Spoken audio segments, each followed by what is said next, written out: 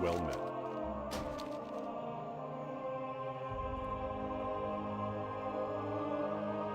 Go with honor, friend.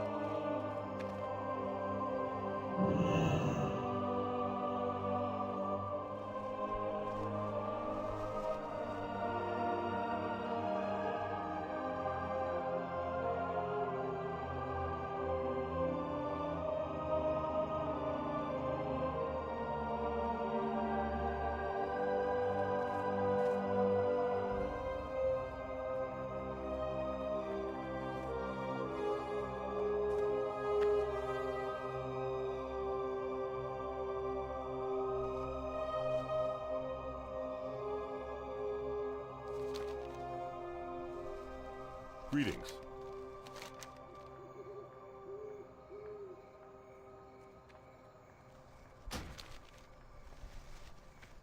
Light bless you.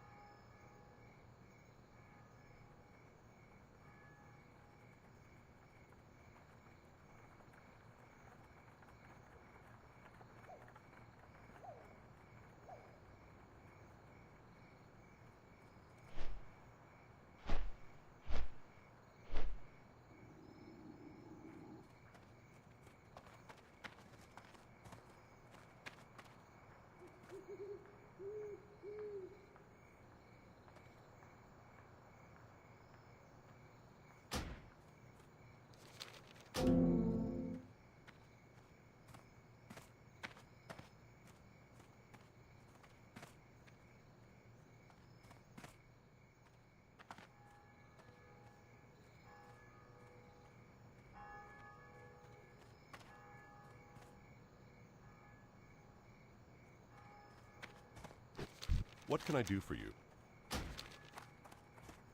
Be careful.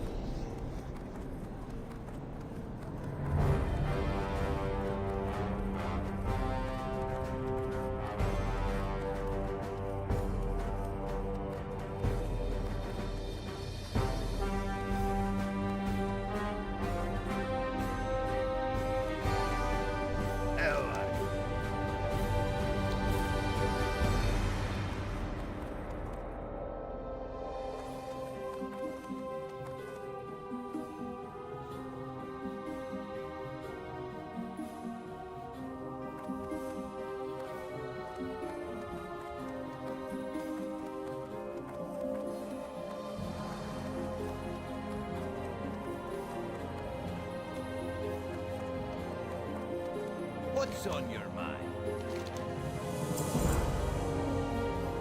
See you soon.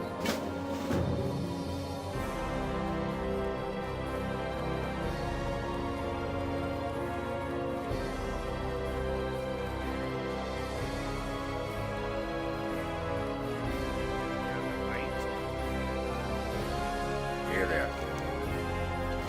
Up with you.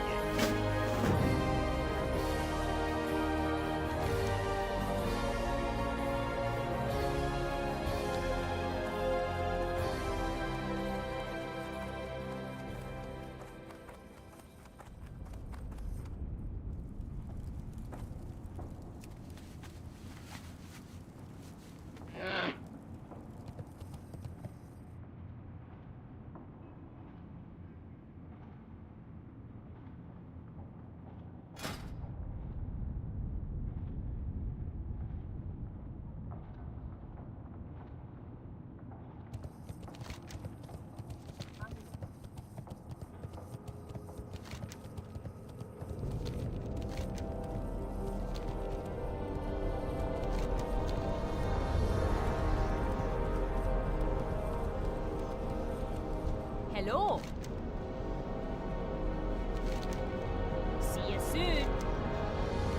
Keep your feet on the ground. Safe travels. Keep your feet on the ground. See you soon. Safe travels.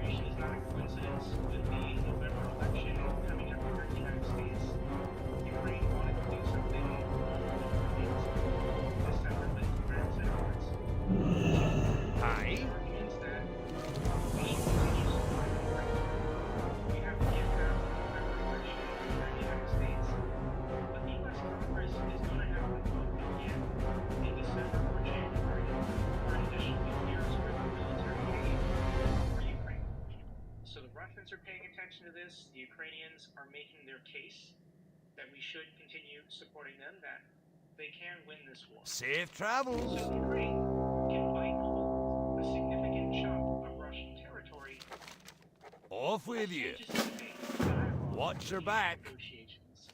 Ukraine can now say, give us back all of our internationally recognized territory, and we'll give you back all of your internationally recognized territory. This is pretty crucial. On a specific section of the map, Ukrainian forces destroyed a bridge over the Seine River in Kherson Oblast. There's a video. I'll link this down below. Ukraine first rocket launched 4 HIMARS missiles that didn't bring down the bridge. They then launched a flying bomb that did bring down the bridge. It's in the video if you want to see it. Here's the collapsed bridge. This is not a linear street. This is a significant river that cannot be easily crossed.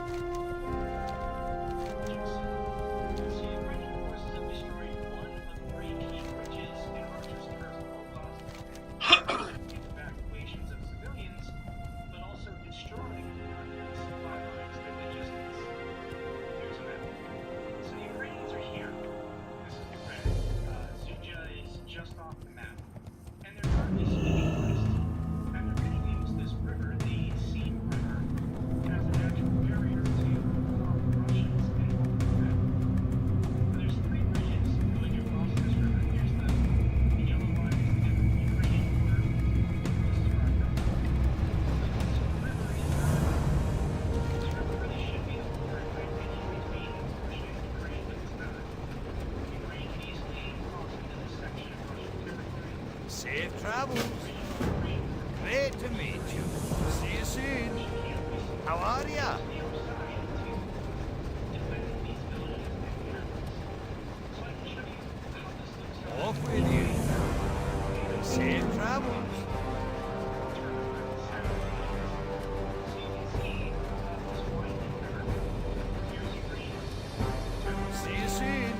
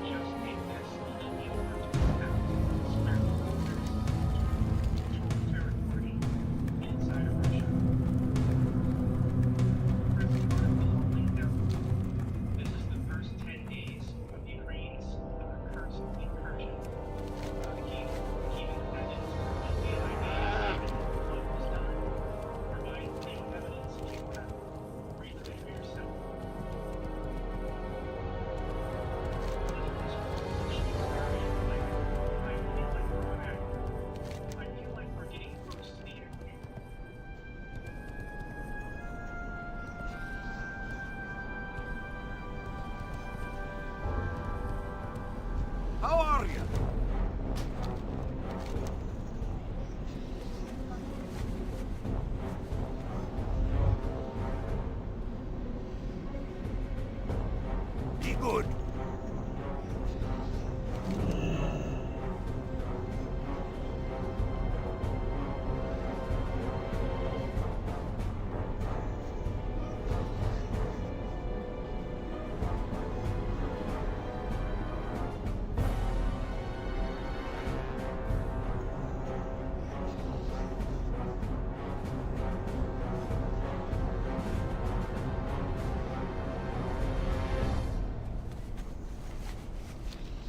Break to me.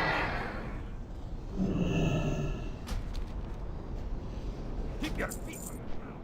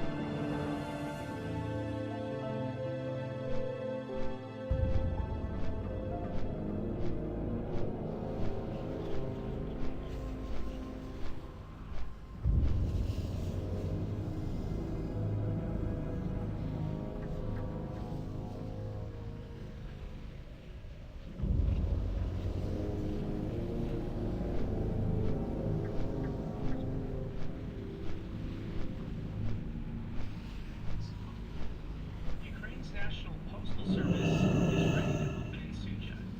Ukraine's Postal Service is ready to open a branch in Sucha to deliver parcels to Ukraine's armed forces as soon as permits, funding, and records come through. Post offices on Russian territory. If sold to these towns and villages, they will be dehumanized. These people will be given proof that their government has been lying to them. Symbols of Imperial Russia and the regime in Moscow. Yeah, they're going to be destroyed and removed while Ukraine controls this territory.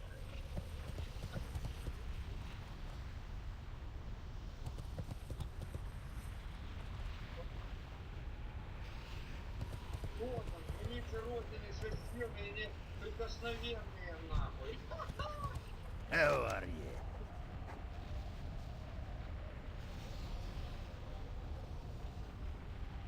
Off with you. The center of Sucha is dedicated to Lenin. The Ukrainians obviously removed it. Statues to Stalin or portraits of Putin. They're all coming down. They're all going to be destroyed. It's something that people are starting to reflect on as we're now into day 11 of this operation. There's one thing about Ukraine's offensive in Kursk, which is mind-boggling. The Ukrainian army controls a large swath of the Russian land, about 80 small towns and villages. And yet, there is zero protests against the Ukrainian army on these territories. No peaceful protests, no resistance, zero, none. When the Russian army occupied Ukrainian towns, there were always peaceful resistance and grassroots armed resistance that were early suppressed in the Russian villages. Nothing.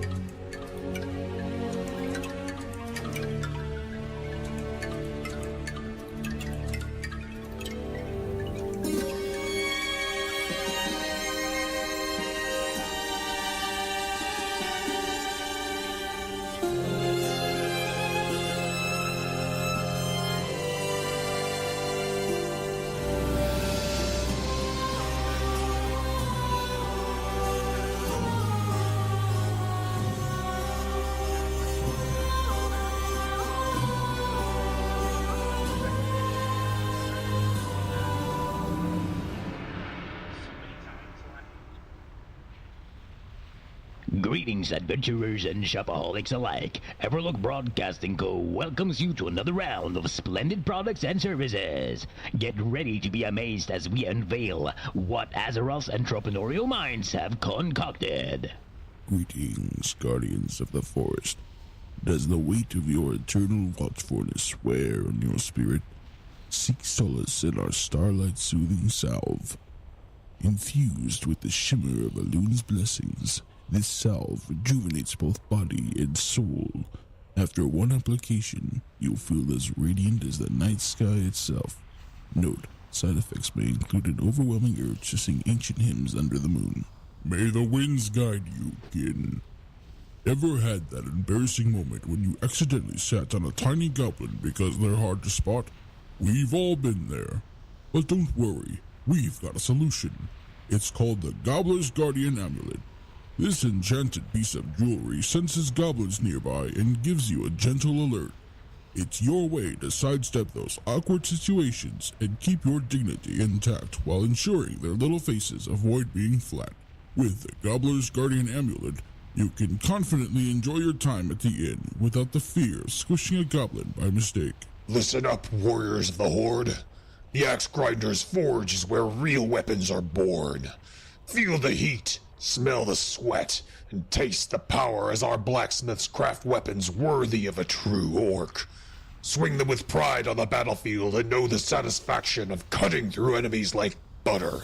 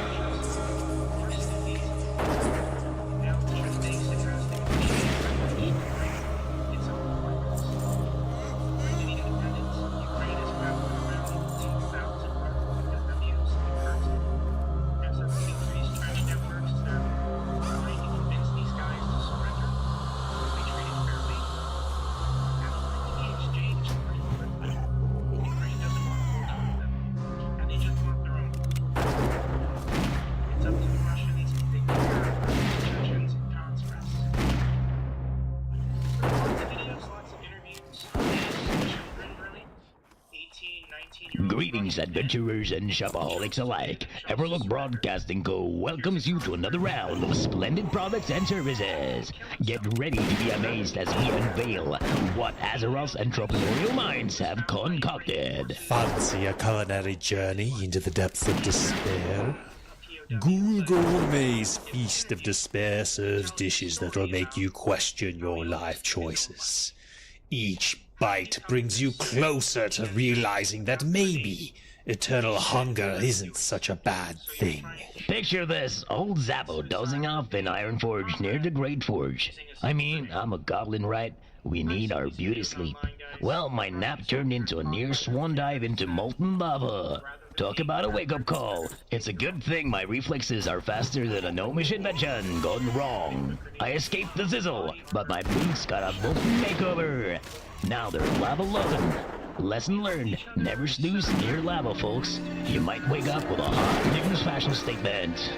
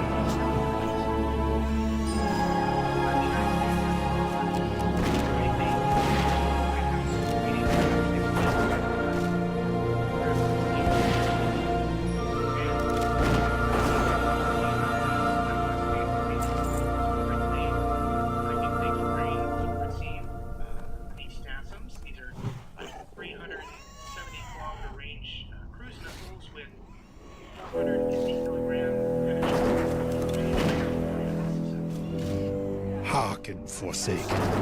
Arathi Basin calls us to a battle steeped in shadow and survival. The Alliance, in their blind zeal, seeks to erase us from the Eastern Kingdoms, to purge any who they deem unnatural. This is no mere skirmish over land. It is a war for our very existence, a fight against those who deny us our place in death. In Arathi Basin, amidst the blood and the mud, we will show the living the true meaning of fear. So rise, brothers and sisters. Let us descend upon Arathi as a chilling tide of vengeance and retribution. For we are the Forsaken, and we will slaughter anyone who stands in our way.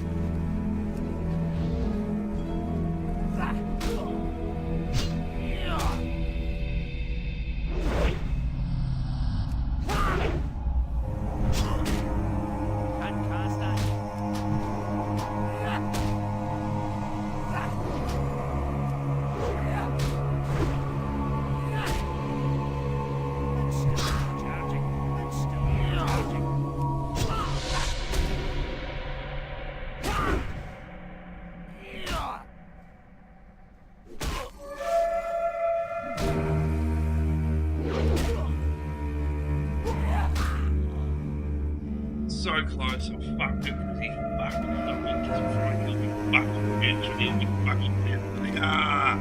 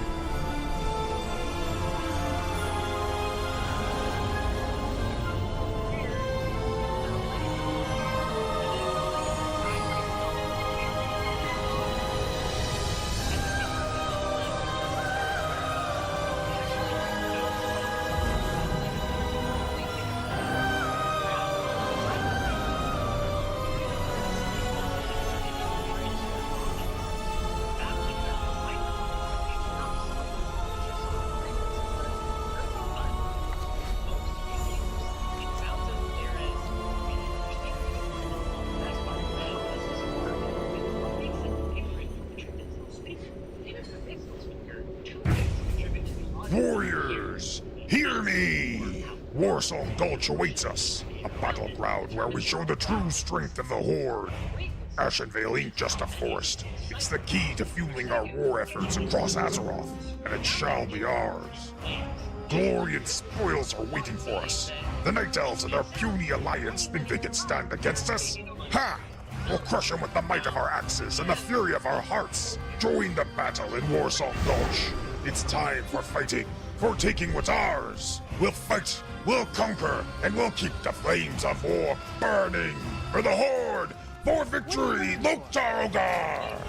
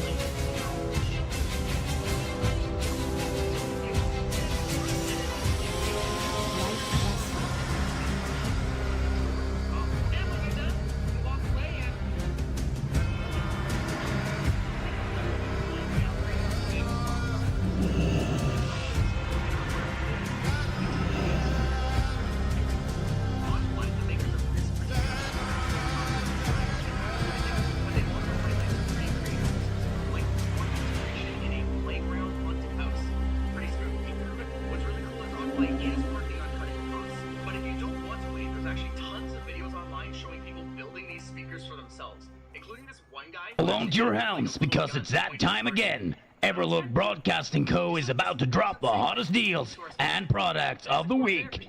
If you got something to sell, why aren't you on the list? And now, roll the adverts! Why bathe in mundane water when you can elevate your experience with our arcane bubble bath? Sourced from the magical springs of the Eversong Woods and infused with the finest mana crystals, you'll emerge not just clean, but ethereally invigorated. You'll walk out feeling so magical, you'll think you can cast Fireball. Listen, man. The spirits be restless up in Hyjal. They say the mountain is alive with ancient magics and dark prophecies. Time to shake a leg and climb that peak. And don't forget the dream shots. You're gonna need them.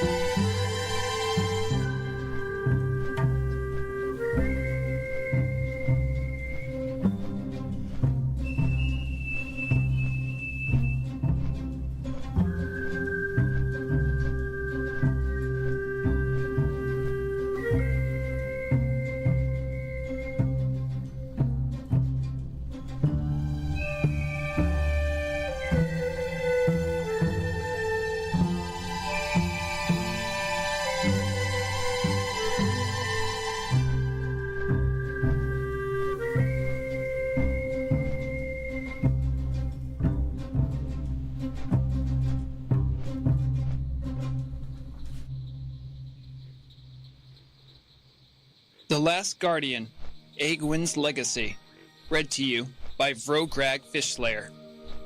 The Guardian Egwin grew powerful over the years and used the Tirisfal energies to greatly extend her life. Foolishly believing she had defeated Sargeras for good, she continued to safeguard the world from the Demon King's minions for nearly 900 years. However, the Council of Tiraspol finally decreed that her stewardship had come to an end. The Council ordered Aegwynn to return to Dalaran so that they could choose a new successor for the Guardian power. Yet Aegwynn, ever distrustful of the Council, decided to choose a successor on her own. The proud Aegwynn planned to give birth to a son whom she would divest her power to. She had no intention of allowing the Order of Tiraspol to manipulate her successor as they had tried to manipulate her. Traveling to the southern nation of Azeroth, Aegwynn found the perfect man to father her son, a skilled human magician known as Neelas Aran. Aran was the court conjurer and advisor for Azeroth's king. Aegwynn seduced the magician and conceived a son by him. Neelas's natural affinity for magic would run deep within the unborn child and define the tragic steps the child would later take. The power of Tiraspol was also implanted in the child, yet it wasn't to awaken until he reached physical maturity. Time passed and Aegwynn gave birth to her son in a secluded grove, naming the boy Medivh, which means keeper of secrets in the High Elven tongue. Aegwynn believed that the boy would mature to become the next guardian. Unfortunately, the malignant spirit of Sargeras, which had been hiding inside her, had possessed the defenseless child while it was still in her womb. Aegwynn had no idea that the world's newest guardian was already possessed by its greatest nemesis. Certain that her baby was healthy and sound, Aegwynn delivered young Medivh to the court of Azeroth and left him there to be raised by his mortal father and his people. She then wandered into the wilderness and prepared to pass into whatever afterlife awaited her. Medivh grew to become a strong boy and had no idea of the potential power of his Tirisphalian birthright. Sargeras bided his time until the youth's power manifested itself. By the time Medivh had reached his teenage years, he had become very popular in Azeroth for his magical prowess and often went off on adventures with his two friends, Lane, the Prince of Azeroth, and Anduin Lothar, one of the last descendants of the Arathi bloodline. The three boys constantly caused mischief around the kingdom, but they were well liked by the general citizenry. When Medivh reached the age of 14, the cosmic power inside him awakened and clashed with the pervasive spirit of Sargeras that lurked within his soul. Medivh fell into a catatonic state which lasted for many years. When he awakened from his coma, he found that he had grown to adulthood and his friends Lane and Anduin had become the regents of Azeroth. Though he wished to use his incredible newfound powers to protect the land he called home, the dark spirit of Sargeras twisted his thoughts and emotions towards an insidious end. Sargeras reveled within the darkening heart of Medivh, for he knew that his plans for the second invasion of the world were nearing completion, and that the world's last guardian would bring them all to fruition. Plenty of things to watch out for as a PC enthusiast. Just build up. We're Ironhead. Ye already know the best metal comes from the forges of Ironforge. So stay tuned for more metal.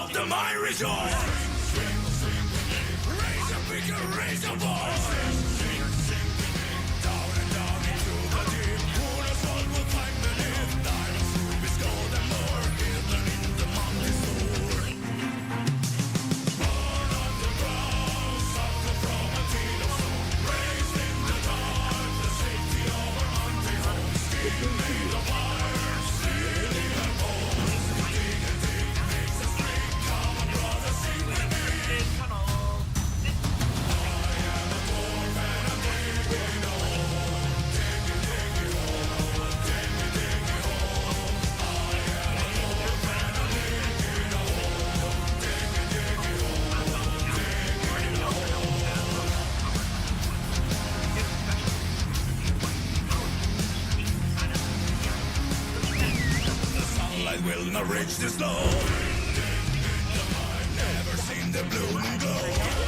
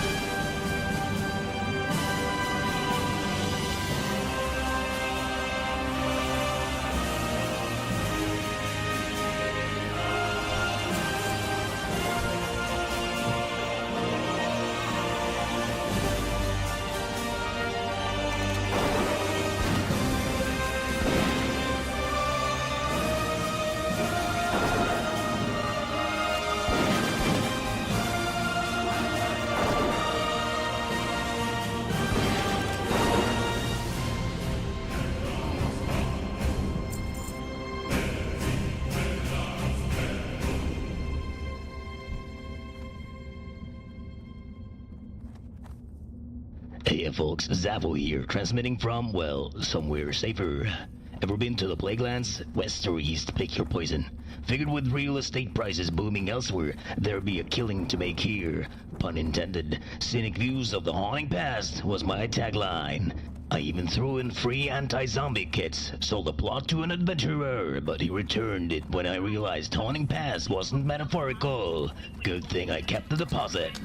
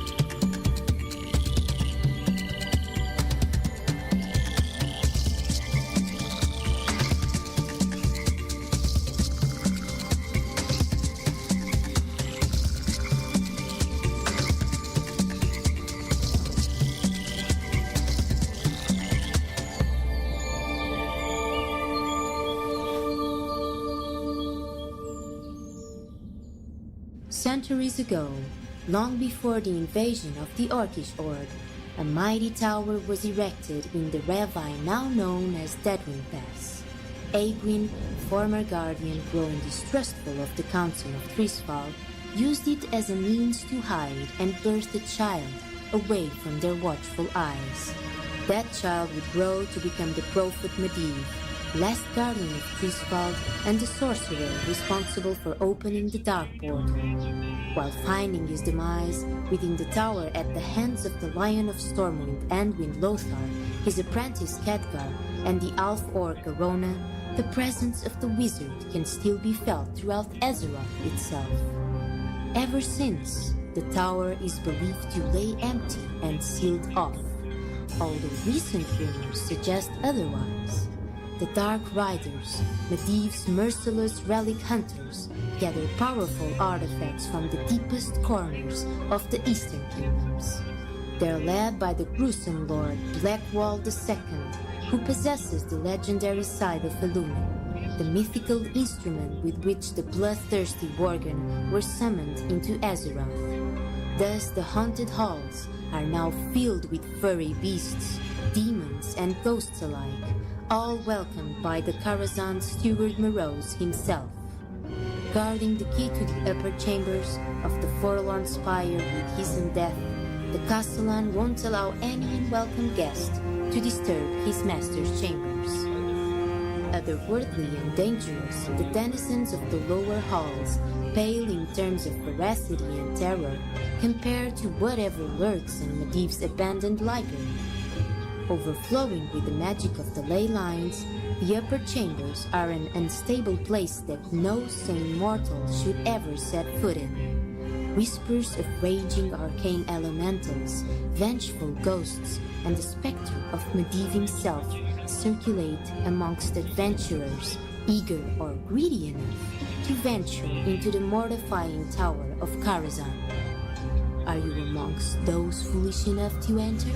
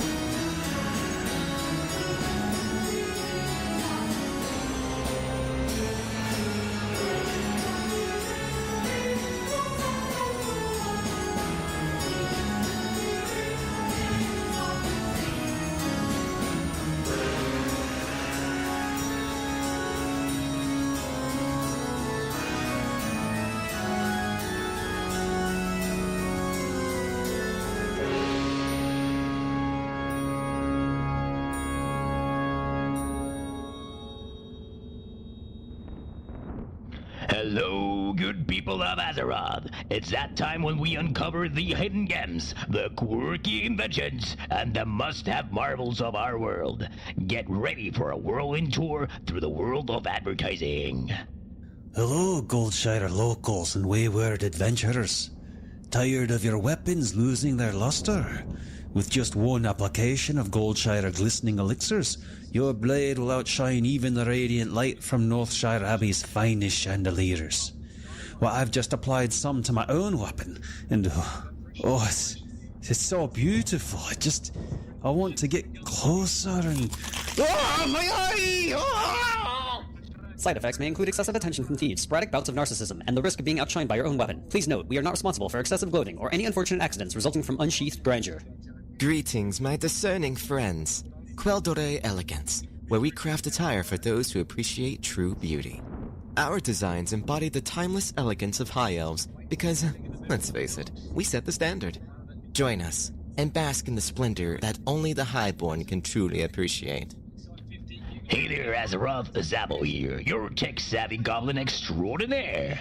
Just got back from the Gnomish Gadget Gala, and let me tell you, those gnomes sure know how to make things that go boom. I tried out a contraption that's supposed to make toast in half a second. It worked. It also made my eyebrows toast. Ah, good times.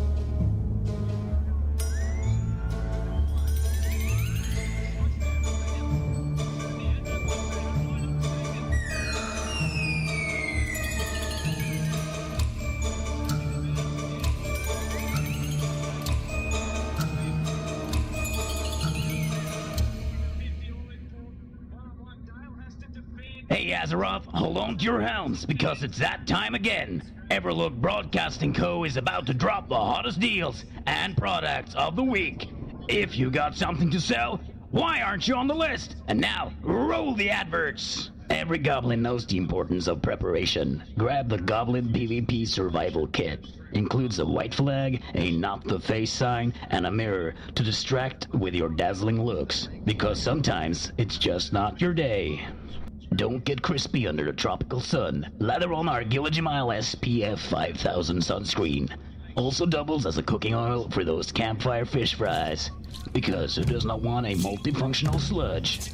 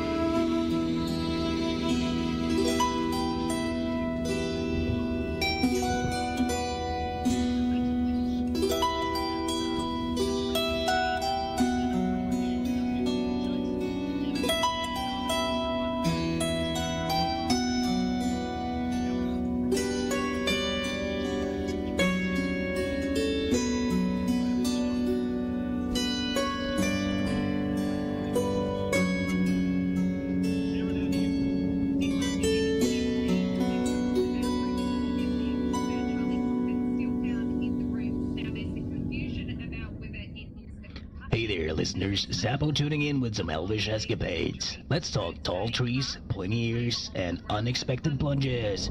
Once I spent a week in Darnassus, trying to understand their culture. Did you know they don't appreciate being called pointy-eared tree huggers? Learned that the hard way when they gave me an express trip off Teldrassil. Who knew it took a solid 5 minutes to reach the water? Good thing I wore my floaties.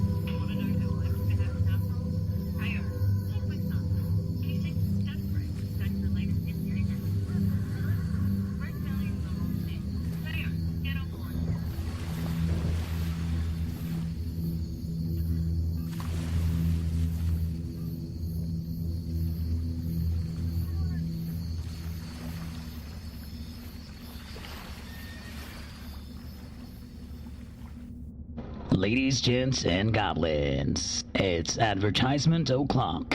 Ever wondered how to get your stuff heard by folks who probably want to buy it? Everlook Broadcasting Co. is here for you. Now, let's get to the good stuff. The products you never knew you needed. Listen up, warriors of the Horde. The Axe Grinder's Forge is where real weapons are born. Feel the heat, smell the sweat, and taste the power as our blacksmiths craft weapons worthy of a true orc. Swing them with pride on the battlefield, and know the satisfaction of cutting through enemies like butter. Need something darker than dark? Browse our selection of soul-wrenching literature. Perfect for those insomniac nights of eternal existence. Hey there, brave warriors of Azeroth. Ever find yourself fighting in Alterac Valley with a parched throat? Our Alterac snow cones are the perfect refreshment, made from fresh, fallen snow.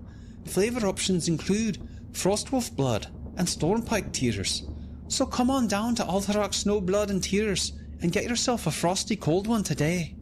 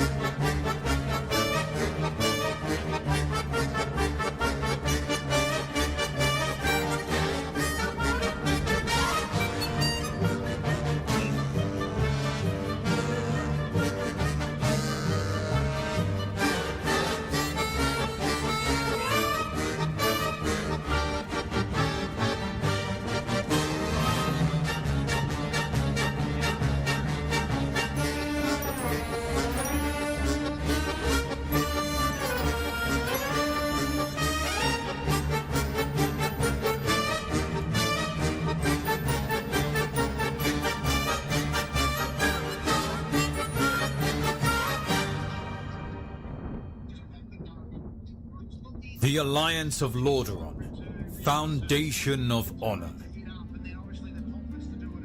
Lord Lothar rallied the remnants of Azeroth's armies after their defeat at Stormwind Keep, and then launched a massive exodus across the sea to the northern kingdom of Lordaeron, convinced that the Horde would overcome all of humanity if left unchecked.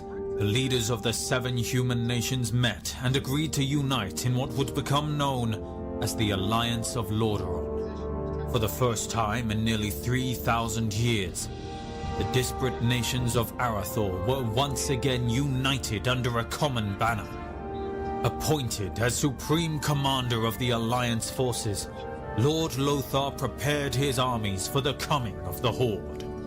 Aided by his lieutenants, Uther the Lightbringer, Admiral Dalen Proudmoore, and Turalyon, Lothar was able to convince Lordaeron's demi-human races of the impending threat as well. The Alliance succeeded in gaining the support of the stoic dwarves of Ironforge and a small number of High Elves of Quel'Thalas. The Elves, led at that time by Anasterian Sunstrider, were largely uninterested in the coming conflict. However, they were duty-bound to aid Lothar because he was the last descendant of the Arathi bloodline, which had aided the Elves in ages past. The Horde, now led by Warchief Doomhammer, brought in ogres from its homeworld of Draenor and conscripted the disenfranchised Amani forest trolls into its fold, setting out on a massive campaign to overrun the dwarf kingdom of Khaz Modan and the southern reaches of Lordaeron. The Horde effortlessly decimated all opposition. The epic battles of the Second War ranged from large-scale naval skirmishes to massive aerial dogfights. Somehow, the Horde had unearthed a powerful artifact known as the Demon Soul, and used it to enslave the ancient Dragon Queen Alexstrasza. Threatening to destroy her precious eggs, the Horde forced Alexstrasza to send her grown children to war. The noble Red Dragons were forced to fight for the Horde, and fight they did. The war raged across the continents of Khaz Modan, Lordaeron, and Azeroth itself. As part of its northern campaign, the Horde succeeded in burning down the borderlands of Quel'Thalas, thereby ensuring the Elves' final commitment to the Alliance cause. The greatest cities and townships of Lordaeron were razed and devastated by the conflict. Despite the absence of reinforcements and overwhelming odds, Lothar and his allies succeeded in holding their enemies at bay. However, during the final days of the Second War, as the Horde's victory over the Alliance seemed almost assured, a terrible feud erupted between the two most powerful orcs on Azeroth. As Doomhammer prepared his final assault against the capital city of Lordaeron, an assault that would have crushed the last remnants of the Alliance, Gul'dan and his followers abandoned their posts and set out to sea. The bewildered Doomhammer, having lost nearly half of his standing forces to Gul'dan's treachery, was forced to pull back and forsake his greatest chance at victory over the Alliance. The power-hungry Gul'dan, obsessed with obtaining godhood itself, set out on a desperate search for the undersea tomb of Sargeras that he believed held the secrets of ultimate power. Having already doomed his fellow orcs to become the slaves of the Burning Legion, Gul'dan thought nothing of his supposed duty to Doomhammer. Backed by the Storm Reaver and Twilight's Hammer clans, Gul'dan succeeded in raising the tomb of Sargeras from the sea floor. However, when he opened the ancient flooded vault, he found only crazed demons awaiting him. Seeking to punish the wayward orcs for their costly betrayal, Doomhammer sent his forces to kill Gul'dan and bring the renegades back into the fold. For his recklessness, Gul'dan was torn apart by the maddened demons he had set loose. With their leader dead, the renegade clans quickly fell before Doomhammer's enraged legions. Though the rebellion had been quelled, the Horde was unable to recoup the terrible losses it had suffered. Gul'dan's betrayal had afforded the Alliance not only hope, but also time to regroup and retaliate. Lord Lothar, seeing that the Horde was fracturing from within, gathered the last of his forces and pushed Doomhammer south, back into the shattered heartland of Stormwind. There, the Alliance forces trapped the retreating Horde within the volcanic fortress of Blackrock Spire. Though Lord Lothar fell in battle at the Spire's base, his lieutenant, Turalian, rallied the Alliance forces at the 11th hour and drove the Horde back into the abysmal Swamp of Sorrows. Turalian's forces succeeded in destroying the Dark Portal, the mystical gateway that connected the Orcs to their homeworld of Draenor. Cut off from its reinforcements and fractured by infighting, the Horde finally buckled in upon itself and fell before the might of the Alliance. The scattered Orc clans were quickly rounded up and placed within guarded internment camps. Though it seemed that the Horde had been defeated for good, some remained highly skeptical that peace would last. Khadgar, now an Archmage of some renown, convinced the Alliance High Command to build the Fortress of Nethergard that would watch over the ruins of the Dark Portal and ensure that there would be no further invasions from Draenor.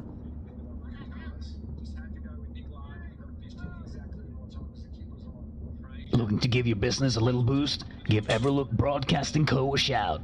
We got ears everywhere. And speaking of, check out these awesome products our pals are offering. Listen, man. The spirits be restless up in Hyjal. They say the mountain is alive with ancient magics and dark prophecies. Time to shake a leg and climb that peak. And don't forget the dream shots. You're gonna need them. Need something darker than dark? Browse our selection of soul-wrenching literature. Perfect for those insomniac nights of eternal existence.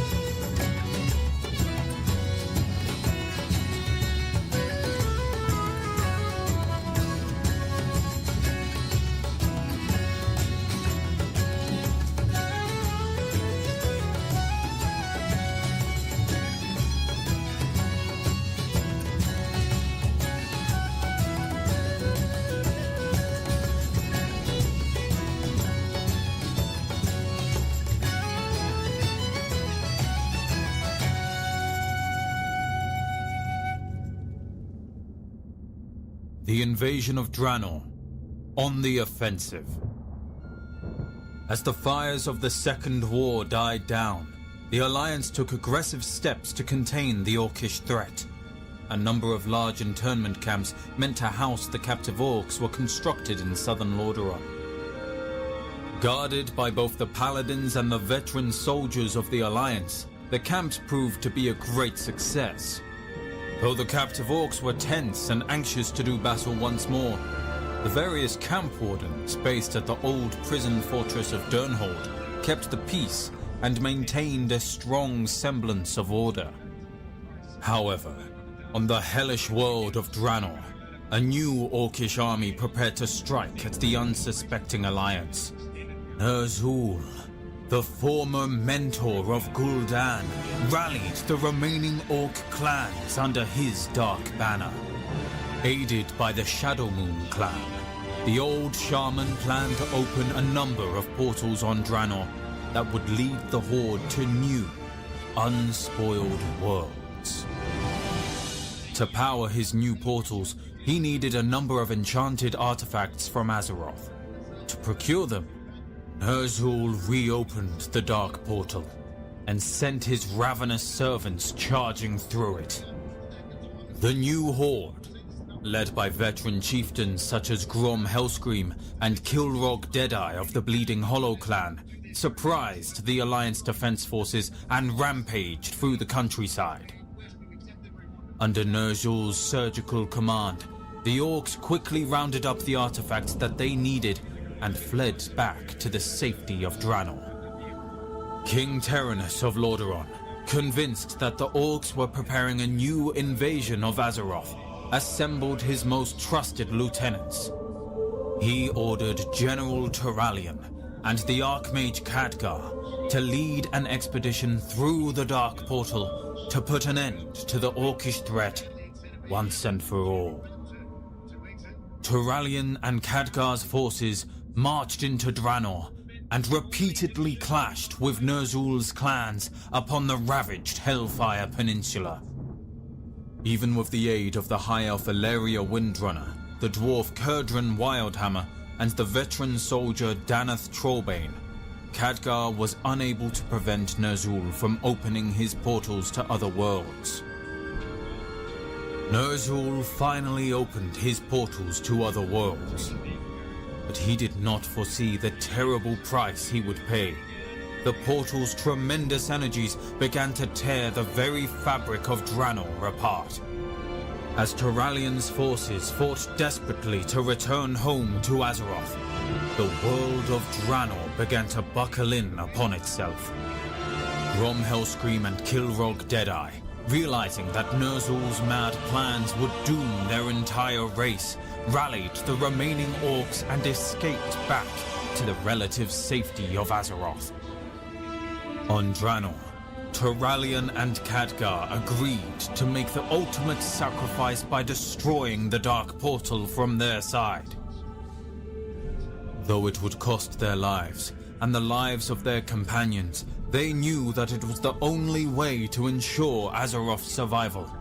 Even as Hellscream and Deadeye hacked their way through the human ranks in a desperate bid for freedom, the Dark Portal exploded behind them. For them, and the remaining Orcs on Azeroth, there would be no going back. Ner'zhul and his loyal Shadowmoon clan passed through the largest of the newly created portals, as massive volcanic eruptions began to break Draenor's continents apart. The burning seas rose up and roiled the shattered landscape as the tortured world was finally consumed in a massive, apocalyptic explosion.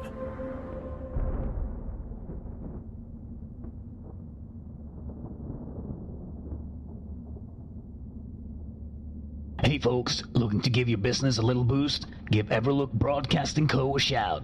We got ears everywhere. And speaking of, check out these awesome products our pals are offering. Don't get crispy under the tropical sun. Lather on our Gilligamile SPF 5000 sunscreen. Also doubles as a cooking oil for those campfire fish fries. Because who does not want a multifunctional sludge? Is your goblin-made machinery acting up again? Fear not.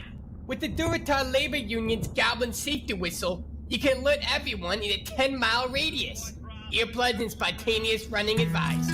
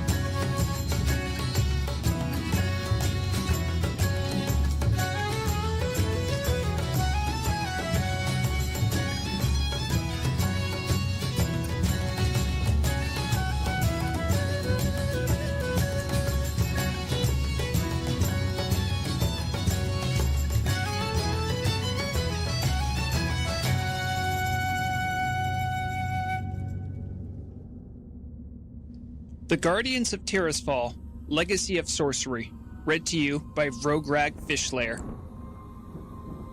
With the absence of trolls in the Northlands, the elves of Quel'Thalas bent their efforts towards rebuilding their glorious homeland.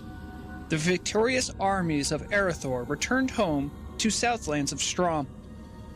The human society of Arathor grew and prospered, yet Thoradin, fearful that his kingdom would splinter apart if it overextended itself, maintained that Strom was the center of the Arathorian Empire. After many peaceful years of growth and commerce, mighty Thoradin departed on one final quest, never to return, leaving Arathor's younger generation free to expand the empire beyond the lands of Strom. The original 100 Magi, who were tutored in the ways of magic by the elves, expanded their powers and studied the mystic disciplines of spellweaving in much greater detail. These Magi, initially chosen for their strong wills and noble spirits, had always practiced their magic with care and responsibility. However, they passed their secrets and powers onto a newer generation that had no concept of the rigors of war or the necessity for self-restraint. These younger magicians began to practice magic for personal gain rather than out of any responsibility towards their fellows. As the empire grew and expanded into new lands, the young magicians also spread out into the Southlands. Wielding their mystical powers, the magicians protected their brethren from the wild creatures of the land and made it possible for new city-states to be constructed in the wilderness. Yet, as their powers grew, the magicians became ever more conceited and isolated from the rest of society. The second Arathorian city-state of Dalaran was founded in the lands north of Strom. Many fledgling wizards left the restraining confines of Strom behind and traveled to Dalaran, where they hoped to use their new powers with greater freedom. These magicians used their skills to build up enchanted spires of Dalaran and reveled in the pursuit of their studies. The citizens of Dalaran tolerated the magicians' endeavors and built up a bustling economy under the protection of their magic-using defenders. Yet, as more and more magicians practiced their arts, the fabric of reality around Dalaran began to weaken and tear. The sinister agents of the Burning Legion, who had been banished when the Well of Eternity collapsed, were lured back into the world by the heedless spellcasting of the magicians of Dalaran. Though these relatively weak demons did not appear in force, they did sow considerable confusion and chaos within the streets of Dalaran. Most of these demonic encounters were isolated events, and the ruling magicrats did what they could to keep such events hidden from the public. The most powerful magicians were sent to capture the elusive demons, but they often found themselves hopelessly outmatched by the lone agents of the mighty Legion. After a few months, the superstitious peasantry began to suspect that their sorceress rulers were hiding something terrible from them. Rumors of revolution began to sweep through the streets of Dalaran as the paranoid citizenry questioned the motives and practice of the magicians they had once admired. The magicrats, fearing that the peasants would revolt and that Strom would take actions against them, turned to the only group they felt would understand their particular problem, the elves. Upon hearing the magicrats' news of demonic activity in Dalaran, the elves quickly dispatched their mightiest wizards to the human lands. The elven wizards studied the energy currents in Dalaran and made detailed reports of all demonic activity that they beheld. They concluded that although there were few demons loose in the world, the Legion itself would remain a dire threat so long as humans continued to wield the forces of magic. The Council of Silvermoon, which ruled over the elves of Quel'Thalas, entered into a secret pact with the magicrat lords of Dalaran. The elves told the magicrats about the history of ancient Kalimdor and of the Burning Legion, a history which still threatened the world. They informed the humans that so long as they used magic, they would need to protect their citizenry from the malicious agents of the Legion. The magicrats proposed the notion of empowering a single mortal champion who would utilize their powers in order to fight a never-ending secret war against the Legion. it was stressed that the majority of mankind would never know about the Guardians or the threat of the Legion for fear that they would riot in fear and paranoia. The elves agreed to the proposal and founded a secret society that would watch over the selection of the Guardian and help to stem the rise of chaos in the world. The society held its secret meetings in the shadowed Tirisfal Glades, where the High Elves had first settled in Lordaeron. Thus, they named the secret sect the Guardians of Tirisfal. The mortal champions who were chosen to be guardians were imbued with incredible powers of both elven and human magic. Though there would only ever be one guardian at a time, they held such vast power that they could single-handedly fight back the Legion's agents wherever they were found in the world. The guardian power was so great that only the Council of Tirisfal was allowed to choose potential successors to the mantle of guardianship. Whenever a guardian grew too old, or wearied of the secret war against chaos, the council chose a new champion and, under controlled conditions, formally channeled the guardian power into its new agent. As the generations passed, guardians defended the masses of humanity from the invisible threat of the Burning Legion throughout the lands of Arathor and Quel'Thalas. Arathor grew and prospered while the use of magic spread throughout the Empire. Meanwhile, the Guardians kept careful watch for signs of demonic activity.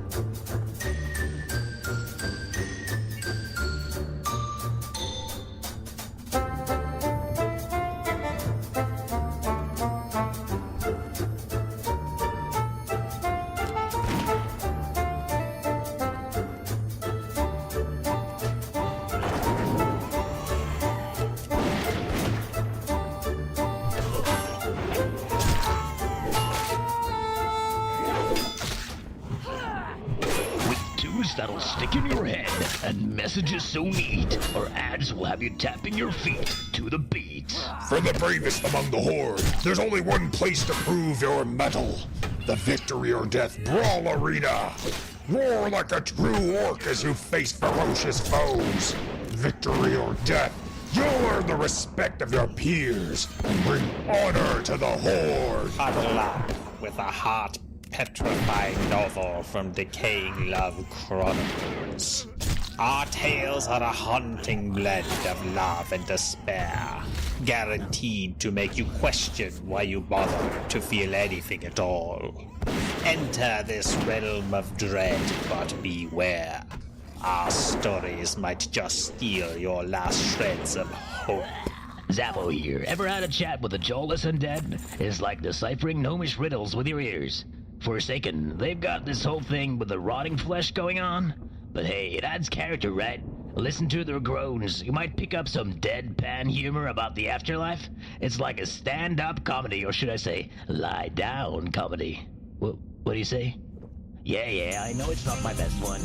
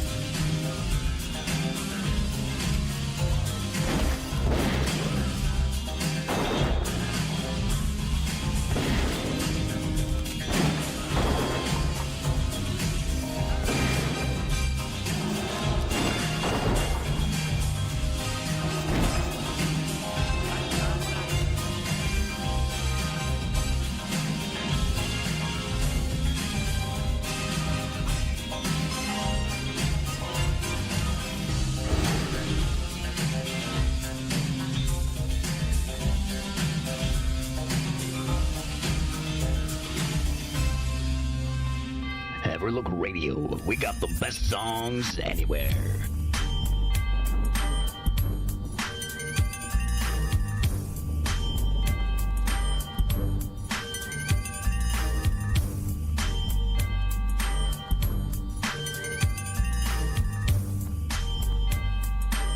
Goblin Talk, Goblin Rock.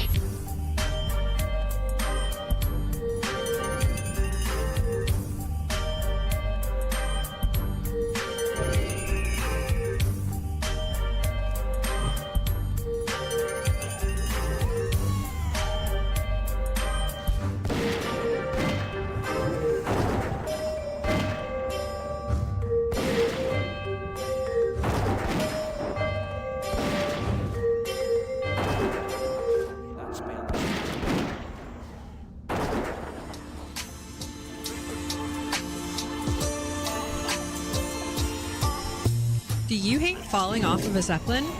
Does your innkeeper not let you set your Hearthstone? Or your well-earned loot will just not let itself be taken from the boss? The solution to all of these questions and more lie in our newly overhauled bug tracking site.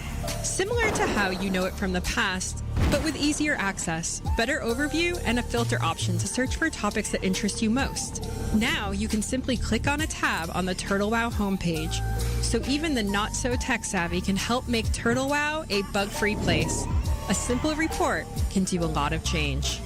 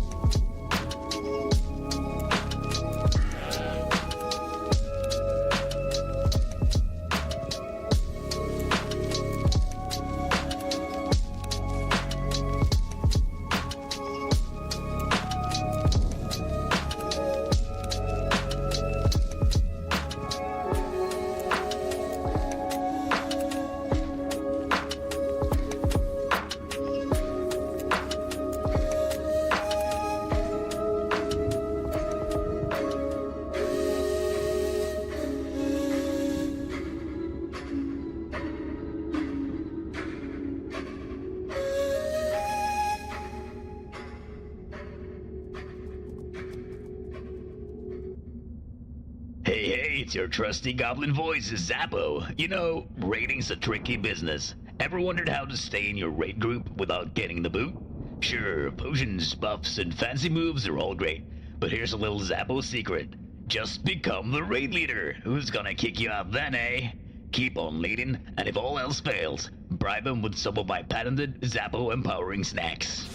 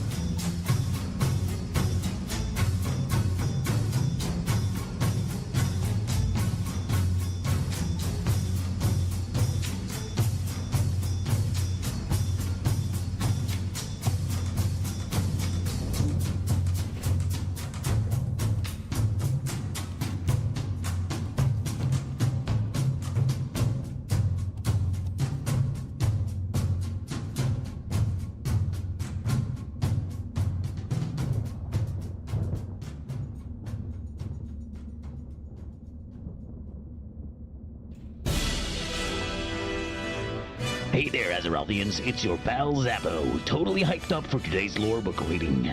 We got tales so epic, even a dragon would drop its treasure to listen. So pull up a seat and get ready to jump into amazing legends and mind-blowing mysteries of our world.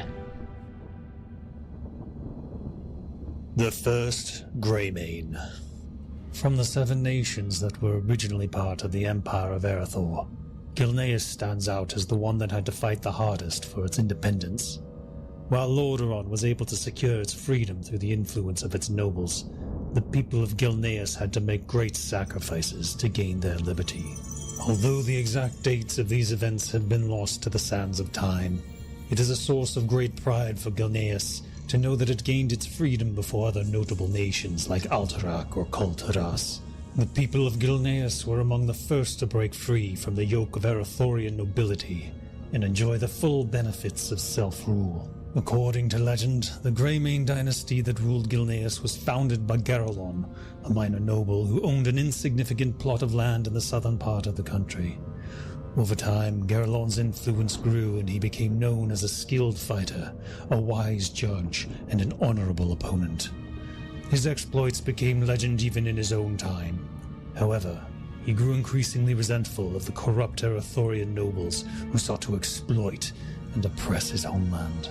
Eventually, Garelon gathered other like-minded lords from Gilneas to form a rebellion against the decadent Erethdorian king, Thoradin III, and his followers.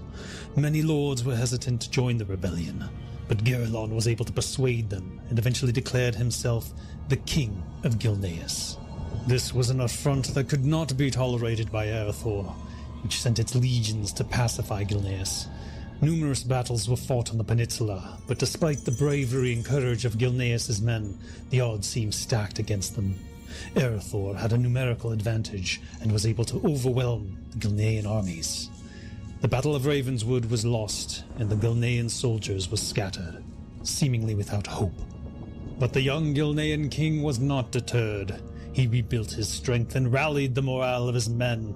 The final battle was fought on the hills of Stillward. Greymane assumed a defensive position on the hilltop, with cavalry hiding in the nearby forest. The Erethdorian forces were over 4 times larger and better equipped, and they rushed Garelon's positions without considering their own men. The Gilnean forces fought valiantly, killing thousands of Erethdorians, but it was not enough. The enemy flowed onto the hills and threatened to surround Greymane's army. Thankfully, the cavalry in the woods emerged from hiding to turn the tide of the battle. They galloped out of the forest, charging straight into the Erethdorian lines. Caught off guard, the Erethdorian formations were shattered. Although they attempted to retreat, the Gilneans gave them no quarter and sought revenge for their previous losses. Thousands of Erethdorians were killed, including their king, Thoradin III, who pleaded for mercy but received none. In the end, Gilneas emerged victorious, and the new young king of Erethdor soon came to sue for peace. Gilneas was granted its independence and joined Dalaran as one of the independent human nations. King Garelon proclaimed the emancipation of his Gilnean homeland, giving rise to the glorious Greymane dynasty. As the nascent kingdom of Gilneas began to thrive, it faced yet another challenge. The Magocrats of Dalaran, who saw land ripe for exploitation, attacked Gilneas without warning or declaration of war, in a clear display of their treachery. The wizards of Dalaran, believing they could easily win the war with their magical abilities, underestimated the strength of the Gilnean army. The first Battle of Ebonmere was a complete massacre of the Dalaranian soldiers, and their mages hanged on trees from the city of Gilneas to the kingdom's border as a reminder to never again encroach on Gilnean soil. Despite the victory over Dalaran, the young king of Gilneas was not able to rest for long. Various nobles of the land were not always loyal to the king, and some rebelled against his rule. However, King Garelon's power was too great, and he managed to subdue them all with the help of his favored general, Lord Ravenwood. Ladies, gents, and goblins, it's advertisement o'clock.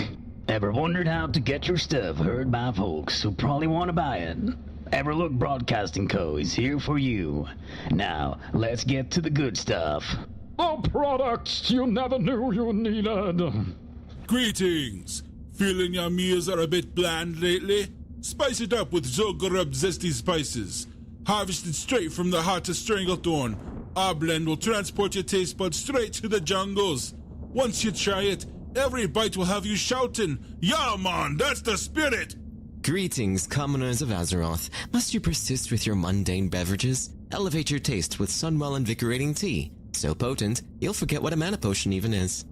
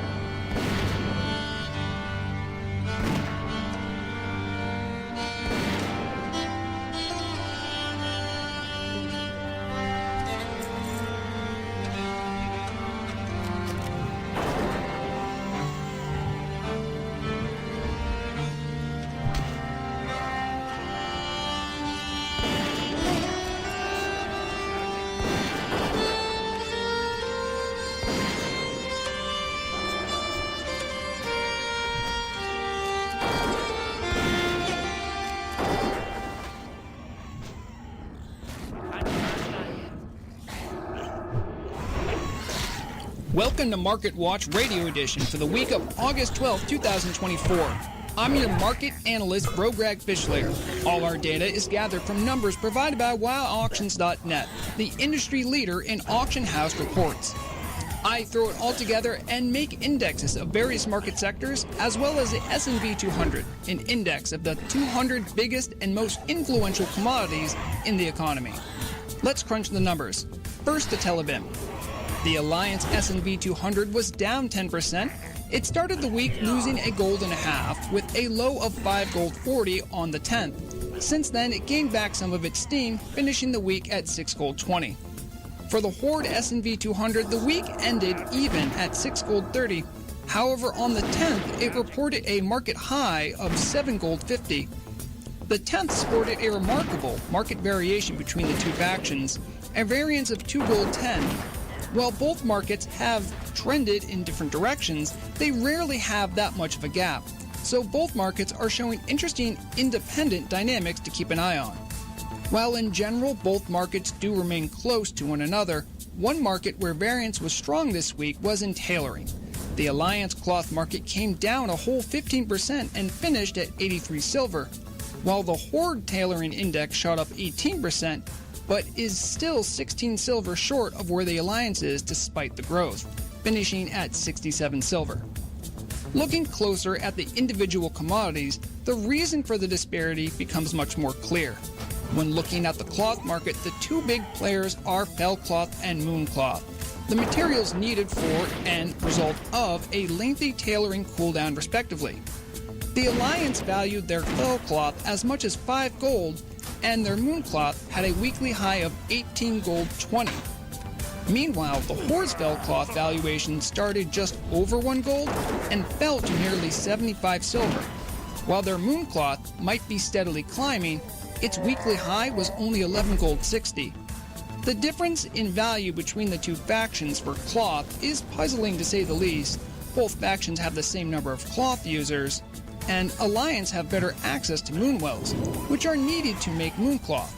Still though, it looks like slowly prices between the two factions might start to normalize once again. Over on Northernar, the S&P 200 dropped steadily this week, down 7% to 8 gold 75. This market downturn marks the longest period under 9 gold since mid-April, and might be a sign that markets are starting to flag a bit. Whether it's from fewer raiders, less players, or more efficient farms, a little deflation never hurt too much as long as the trend isn't sustained. And while the general market did soften, one place sorely in need of a price correction has been fishing. Since May this year, the fishing index has soared above the 18 gold mark.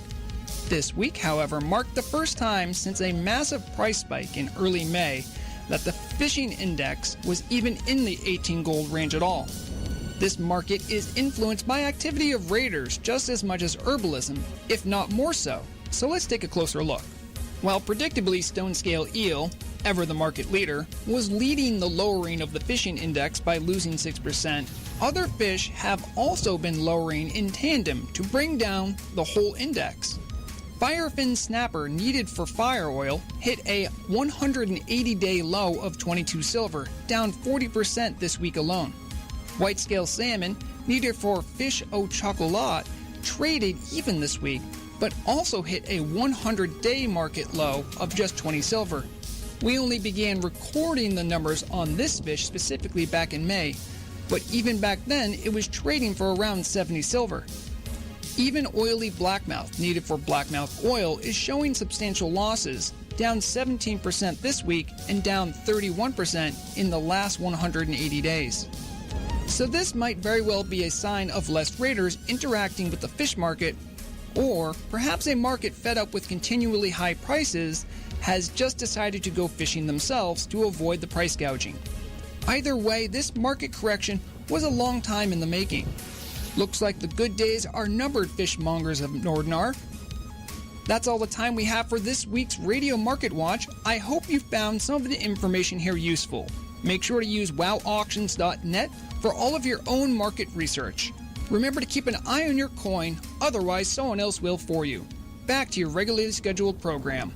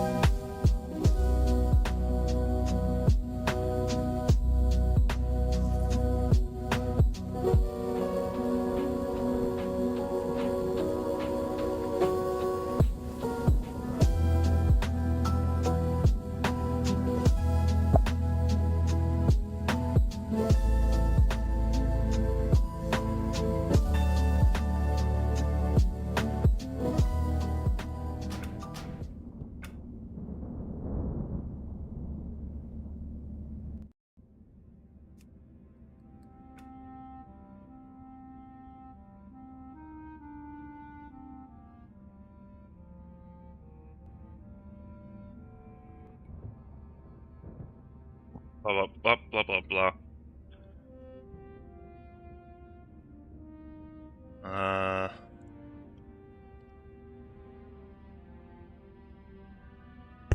Hello? Yo. Yo. Can you hear me? Yep. Hey. Cool. I just died. Oh, where are you? Need gadgets then. Zolperak. Yep.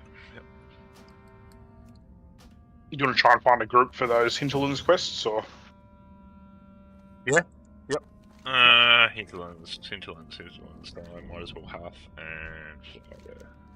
We'll probably try to find some people first before we go there. point going all the way up there if there's no one can do it. I'll as well chat floor.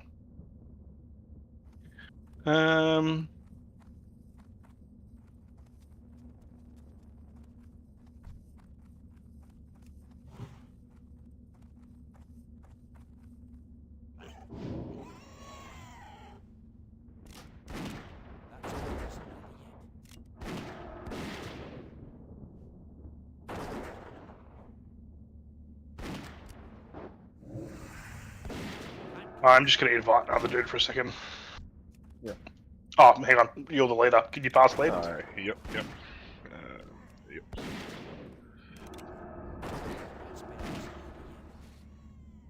Escort quest. Yep. How do I do that?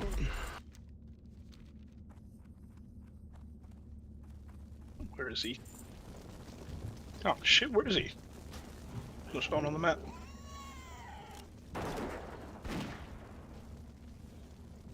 Stuff I'm heading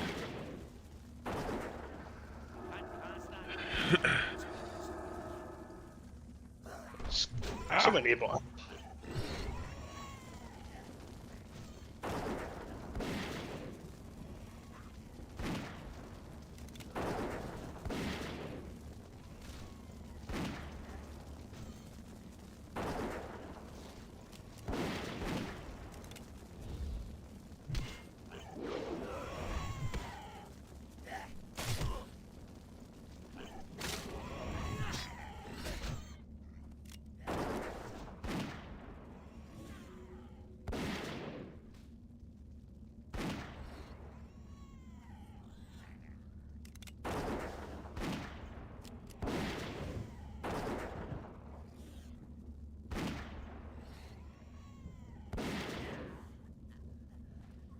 You seen there's a new island off the coast of Tanaris?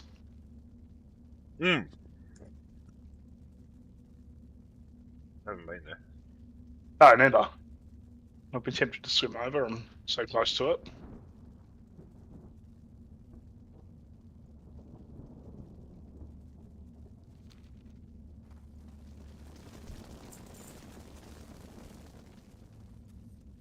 Doing one of those robot chicken escort quests. Yes. I probably could There have done comes. that. Yeah.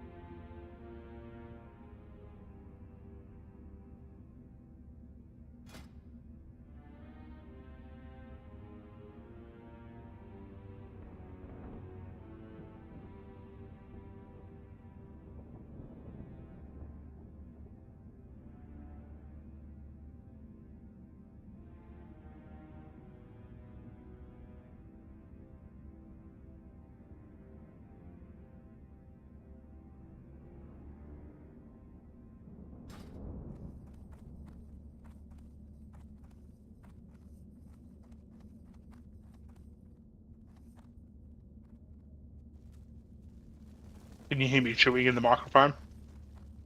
No, because I'm chewing in mine. Good. Chewing away on a sandwich. Put some salt and vinegar Pringles. Nice.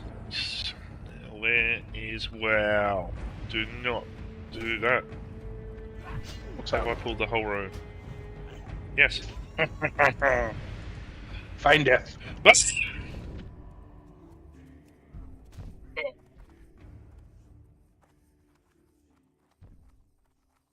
okay. Except I'll pull the scorpion now. That's okay. Oh, full score. Yep. Things are bad.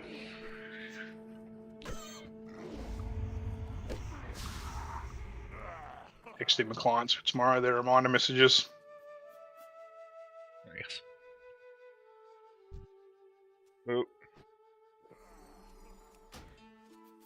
Fuck the dog.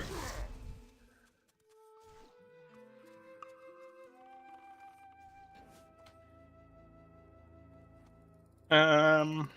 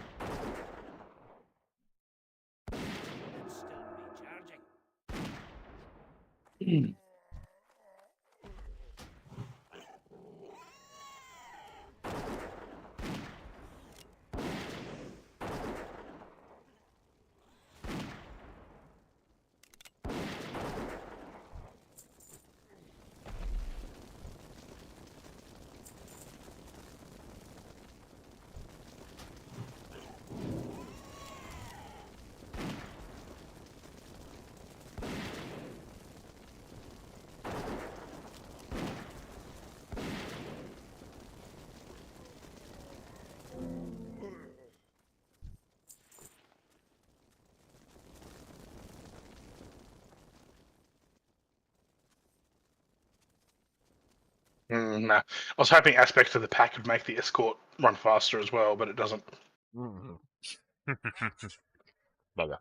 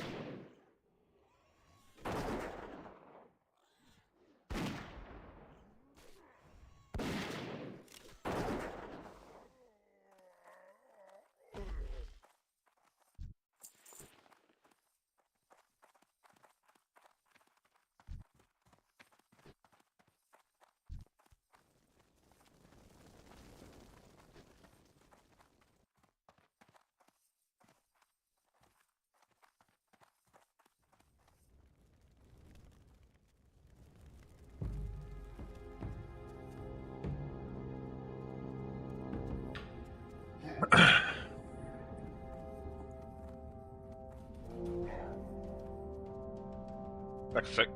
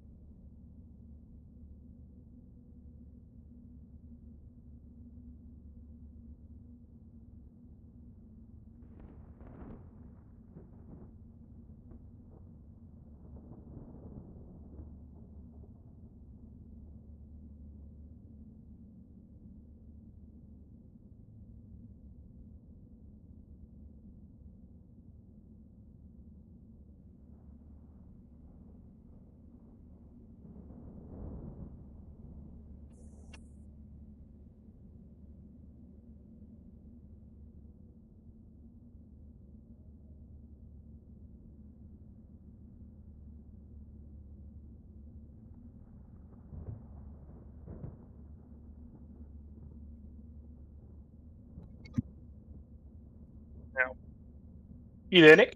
Yo, yeah. Yep. So I've just found out, you know, the Houndmaster in Scarlet Monastery? Yeah, yep. So he drops a whistle that has like charges on it where you can summon one of the dogs to come and help you. Oh. In this, it's a trinket, not a charged use item. Which is good. Okay. But I'm wondering if the same thing counts for the Ghost Saber from Orbiten. Oh, yeah. Yeah, right.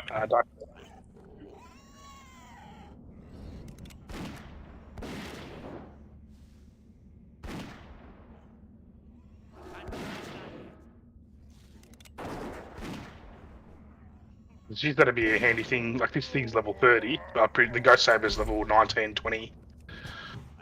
Yep. But, you know, you could realistically get it at level 16 if you wanted to. Yep.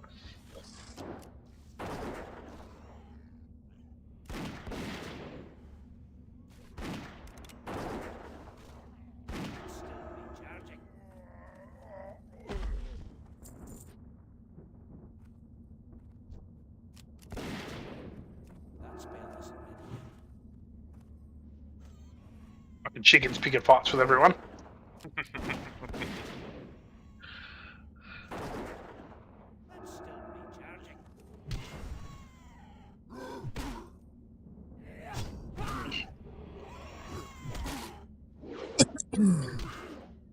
The turtle mount's worth getting too, for any class that doesn't already have a speed boost.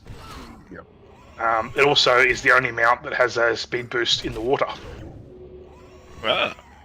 It's only 10%, but still. Fucking nothing, yeah.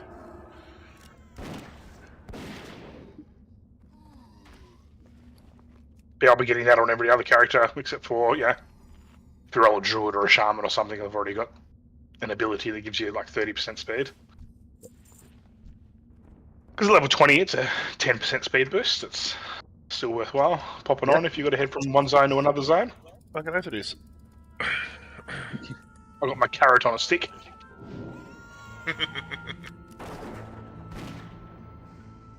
Zolfrak. 3% extra on top of that. Okay. Yeah. Oh, ambushed. Oi, you prick.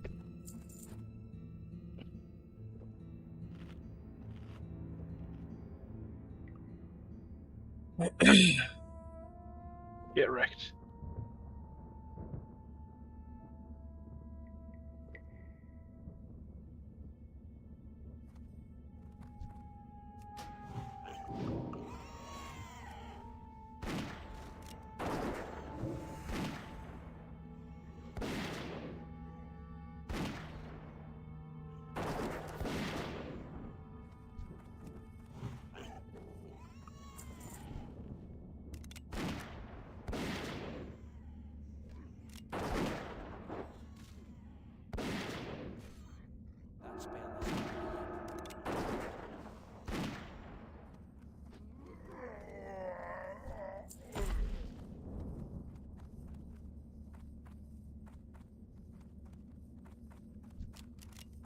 I also have 22 of those troll necklaces to hand in at Hinterlands.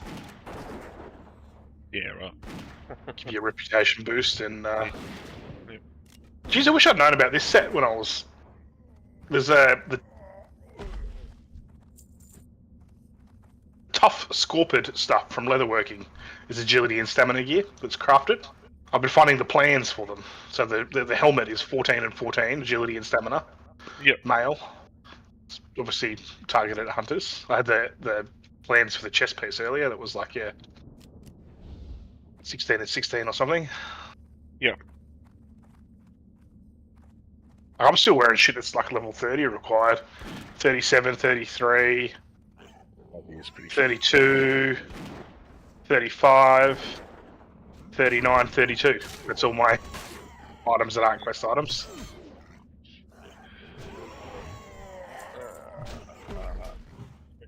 You need to be attacking. I'm very close to being done with this. Yep. And like I've been in chat flat out talking about Hinterlands elites and no one's taking the bait, so Nix that. What can we do? I don't know. Do you want to jump on your paladin for a bit? No. Yep. We can go looking for the Ghost Saber, because we're at Darkshore. No. Yep. I actually think I might have moved my mage, but it won't take long to get there. Yep. So I can teleport to the capital cities. Yep. Not Darnassus, but the other two. I don't know why they made Darnassus 10 levels higher. So you get the self-teleport for Ironforge and Stormwind at 20, but don't get Darnassus till 30. And you get the portal at 50, but you don't get the Darnassus till 60.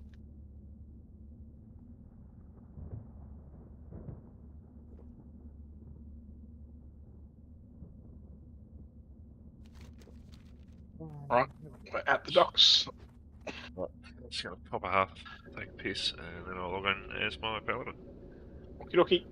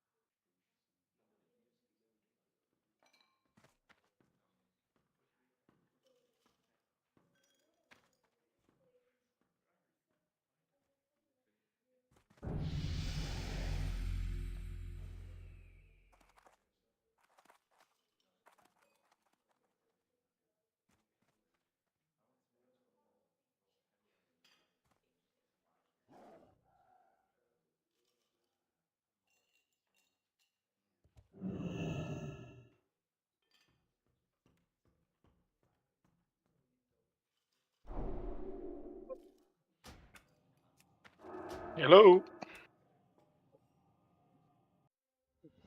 Hello. Hey. Logging in. Yep.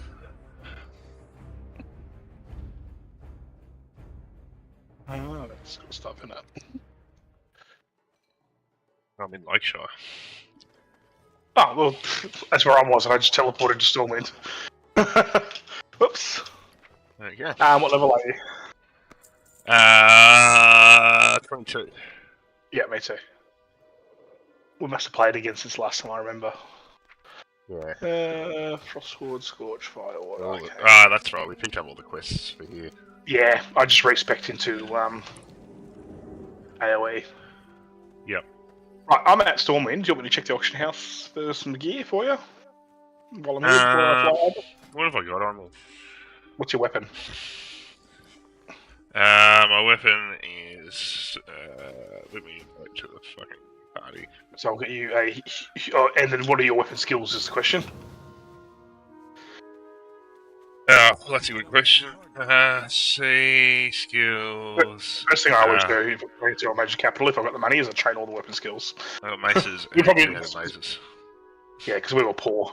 Like I've just sent myself a bunch of gold. So Yeah, I've only got one gold. this character's on a separate account.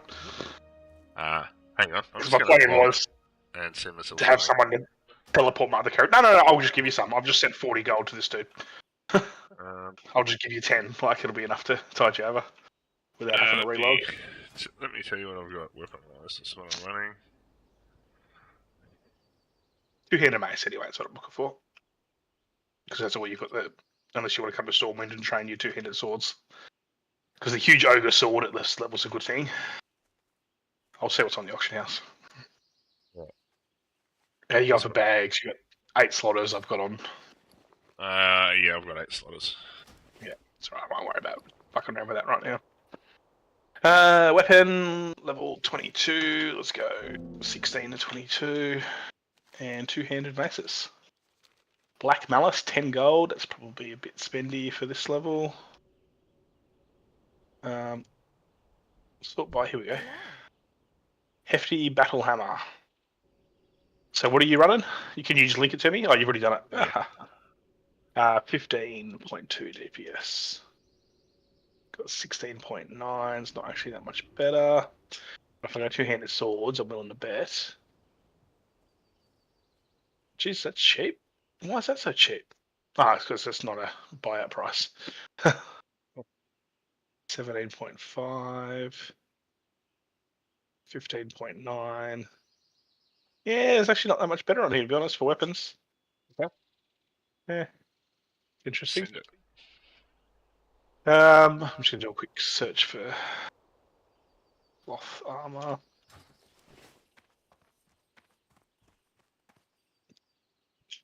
I hate. They shouldn't be allowed to put stuff on there without a buyout price on it. I hate it. Yeah, it's so fucked. The worst.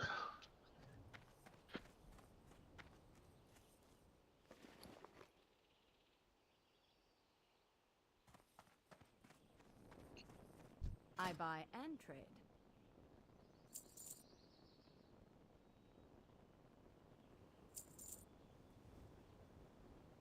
It seems to be all the low level stuff too that they put on there without a buyout. Yeah.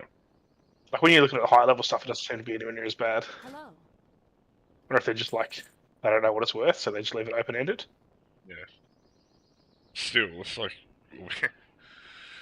especially when there's ages left. It's like by the time, By the time I wait for that auction to expire, I'll be 5 levels higher and have found some better shit.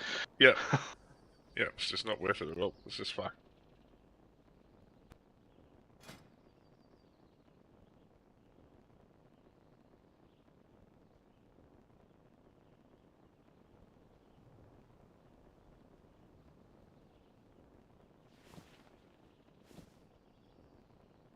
I can't attack that target.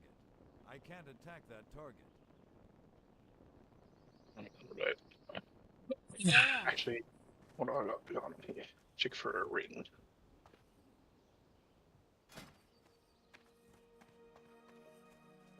Just get rid of that. And that.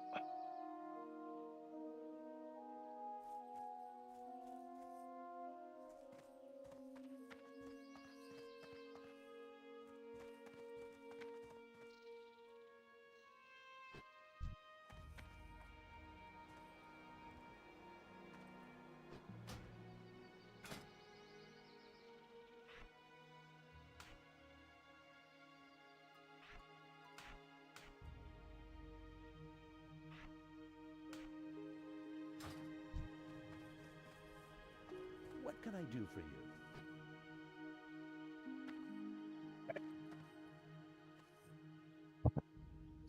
Yeah.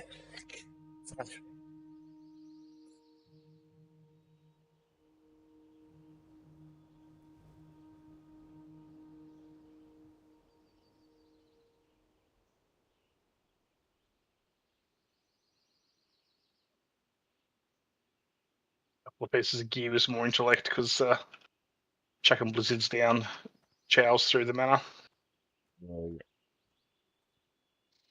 Bunch of light feathers. Sell all that trash. Just drop that. I've got a fair old stockpile of cloth on my bank hold on my main account if you ever need some to level up your first aid or whatever. Yes. Yep. I'm just sending him all the bits and bobs that I pick up. That'd be good. So I mailed myself the manual for Mage Weave, and yeah. I've got the heavy silk and the mage weave bag on this character sitting there. Yeah. I'm pretty sure my rogue is still parked there as well. Yep. Where those books are.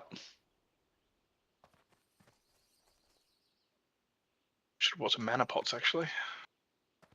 Oh well, I'm on the Griffin. Griffin. Peter Griffin. Oh.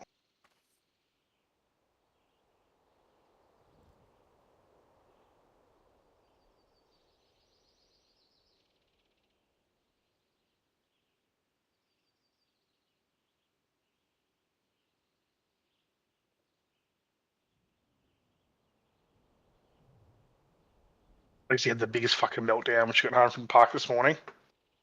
Just like nothing her out of it. She's just exhausted. Didn't want to leave the park, obviously. And but yeah, took her shoes off, which is normally the first thing she wants when she walks in the house. But Nat wants the shoes back on, and just like aiming to the point where she's gagging because they're like fold. Like and like trying to offer her like a piece of chocolate or a lolly. Nah, don't want it. Fuck you. Fuck everything. Fuck life. Problem in that situation is Donna keeps asking her what she wants. She's like, "Do you want this? Do you want this? Do you want this?" And it's no. I'm like, just shut the fuck up for 3 minutes. Yeah. And she'll tell you what she wants. Yeah. Like it doesn't matter. You can offer her favorite things in the world right now, and yeah, it's just not it. Yeah.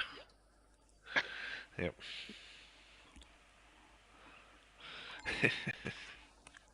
And then she fucking passed out for 2 hours, and I had to wake her up. Oh, feel much better now. Funny that. I am here. You're there.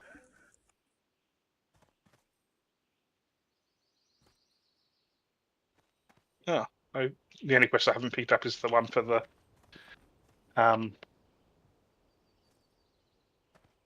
whatchamacallit? Stockades. Have we done? Yeah, we've done deadlines. Yeah. Yeah.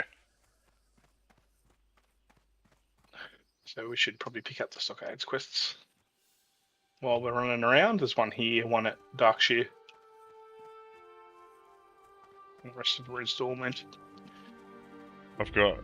What have I got? Belly grub? Oh, hang on, I'll give you some cash so you don't have to stress about that stuff. Delicious. You don't have to think about what you're buying from vendors and shit. Excellent. I've got to figure out what my buttons are. It's been a while. That one's yeah. 3, 4, 5, 6. At this level, you don't have too many buttons, but no.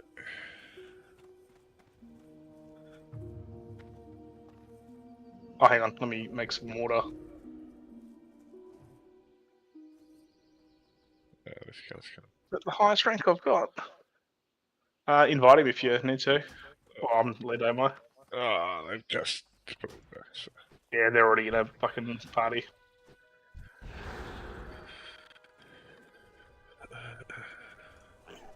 Oh, that's cool. That's his get it.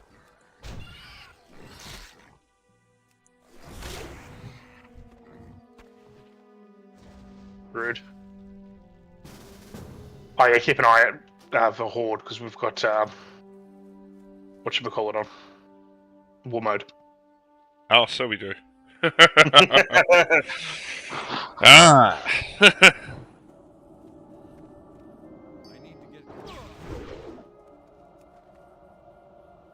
Oh, my Frostbolt cast is so long because I'm spec'd for AoE.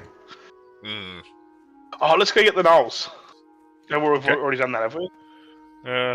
I think we might have already done that. Yeah, we've already done it. Yeah, they're all level 1s. Yeah. But still, let's go get some. Because if you gather up 5 or 6 of them, and then if you've got consecration. Ah, yes, I've got consecration. So you lay that down, we'll get like 2 ticks off, and then I'll chuck my blizzard on top, and they'll be fucked. Okay. So like you run in, like let them whack you, drop your consecration, and then if you get below half health, just pop your bubble. Yep. Don't pop your bubble until you need to though, otherwise they'll start sprinting towards me. Yeah. But yeah, there's a camp of 5 here. Yeah, perfect. Hang on, what do I do? I've got buffs. You've got buffs too. These are all grey. Are they? Greens in here. Oh, well. Yeah, they are. Oh, well, it's fun. Yeah, alright. Leroy Jenkins! Pop your consecration. And I'll do this. Jesus, I didn't even pull aggro.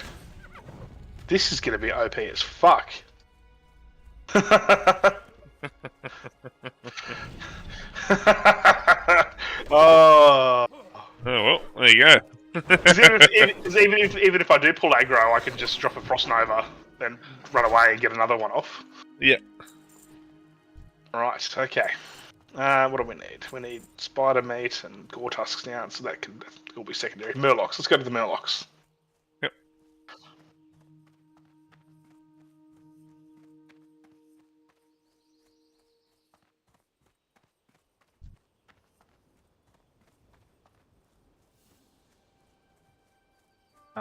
Where's my nice armor? There. There we go. So I've got reduced chances opponents can resist, increase armor, reduce cooldown on Frost Nova, increase the duration of chill effects and reduce their speed by an additional 10%. And then that adds the chill effect to Blizzard, lowers their movement speed by 75%. Yes. So they just like casually stroll towards you.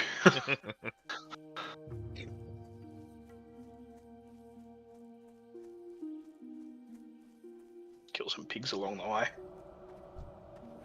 Wiggly, wiggly.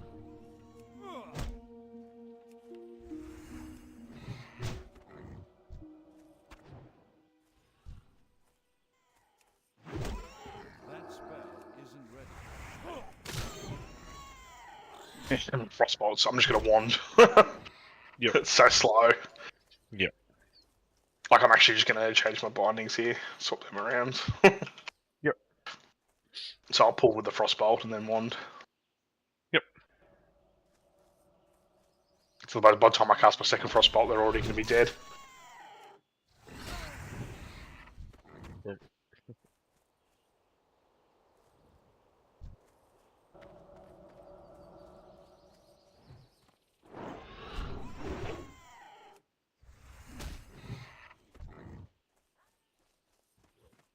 It's not really worth you using your Crusader Strike either.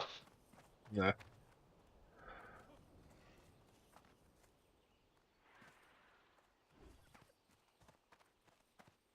I want to get back into the flow of what I want to be doing. Yeah. Things like what you want to be doing with a partner is different than... Same with like hunters, like if I'm in a group, I'd hardly ever use the Serpent Sting, because like they're dead before it has a chance to do much damage anyway. Yeah. So it's over 15 seconds, and if the mob dies in 3 seconds, it only gets 3 ticks of that. So it's like, mine's 210 damage over 15. Yeah. So it only does 42 damage, which is like 10% of one auto attack. Yeah. So it's just not worth the mana. Alright. Get in there and round them up. Alright.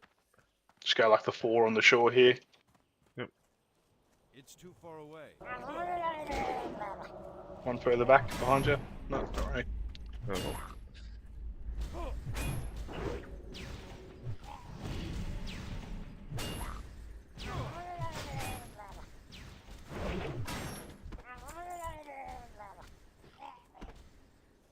Just in pieces. Yep. Back out. That's still recharging. Yep. I've got a wand to pull a couple more in.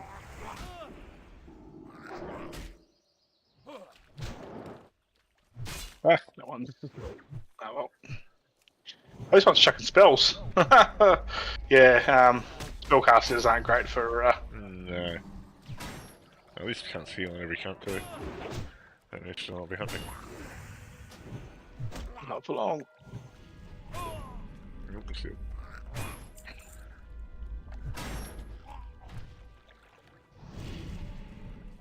Just, yeah.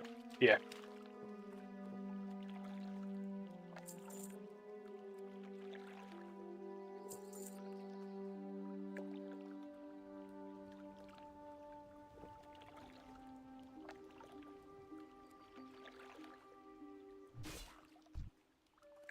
Crazy mages in Burning Crusade got a pet. Frost mages, you got a water elemental. Oh well. OP Yeah, right. as fuck. Well, everyone was OP in fucking Burning Crusade, so no one was. Yeah. See, in Classic, these hyper spawn. Yeah. But they don't here. If you want to swim across, there's another. Oh, hang on. It looks like there's a camp further up the hill here. I think there's a higher level one across the water in that low ground area. Yep. Orcs up here too.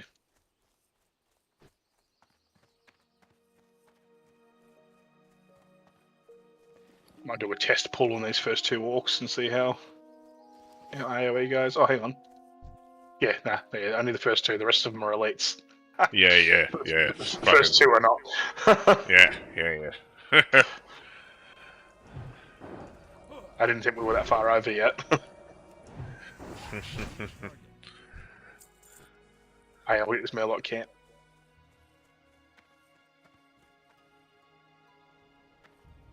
There's 4, see if you can get all 4. It's a caster.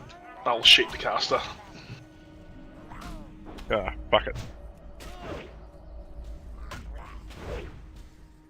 I think I'm only hitting 2 of them. Yeah, that's right. Reposition.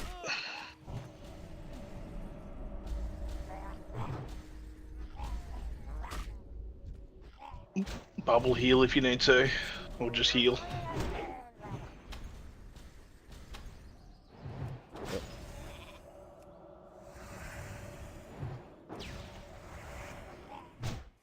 You drink a potion then?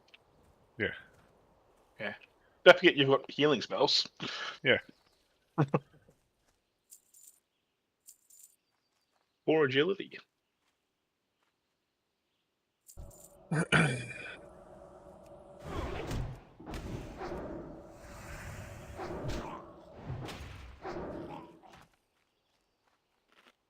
We need to load you up on stamina gear. Yeah. Don't worry about strength, because your melee damage isn't really relevant. Yeah. Because you're going to be doing holy damage. Yeah.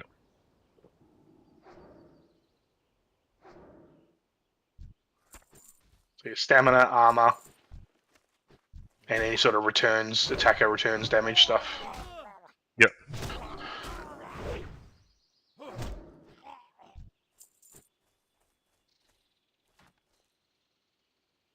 Oh, there's more Murlocs up here. Hang on, Flesh Eater, Tide Caller. So it's the Tide Callers we want to avoid. The close to Flesh Eaters. I might just pull them with the wand. Yep. I'm out of range. You do your thing. Yep.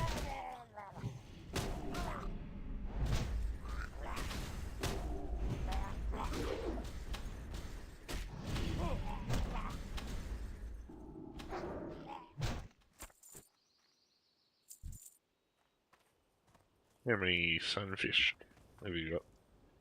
5.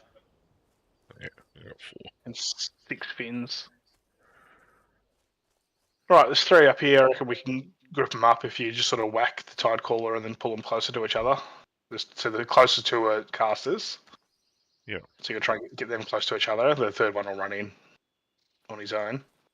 So just try to get these first 2 close to each other. If they will. God damn it. No. Oh well. Oh, I might be able to get all 3 of them in there anyway. I've got 2. Yeah, buddy. Can you get aggro on this one? Yep.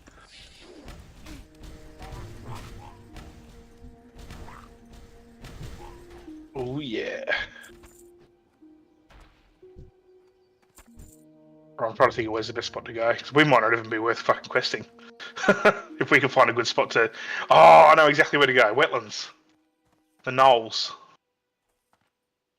Oh yeah, everything's The pretty knoll camps in densely the packed wetlands. together. Yeah. And there's usually, like, out of 3 or 4 camps, there might be 1 caster. So just avoid the caster or sheep the caster. And we'll be able to hit like 6, 7, 8 at a time. Yep. Let me have a look at your gear. Cloak's good. Shoulders are amazing. Chest piece is okay. Maybe we should get you a shield. Just thinking that.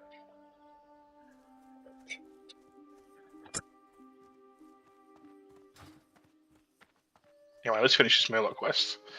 Yep. Maybe go to Yowler while we're here. Yep. Short Striker, Flesh Eater. The Short Strikers chuck weapons, don't they? Yeah. Well. I can't cast that.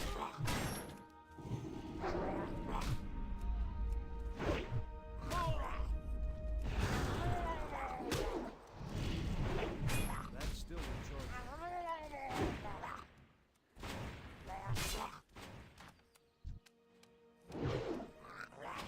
Look how slow he moves. Running for his life, he can barely manage to fucking stumble away. So we need 4 fish and 1 fin. Casters over there. Caster there. Heaps of casters. Right now, let's just single them out. Get these 2 together. I was going to tell you to charge in then. You're not a warrior. Yeah.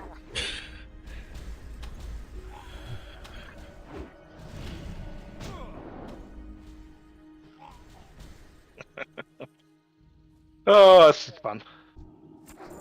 Just breaking the DPS counter.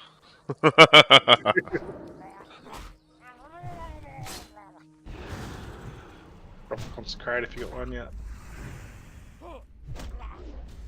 Have you got Righteous Fury on? Yep. For aggro? Yeah. Yep.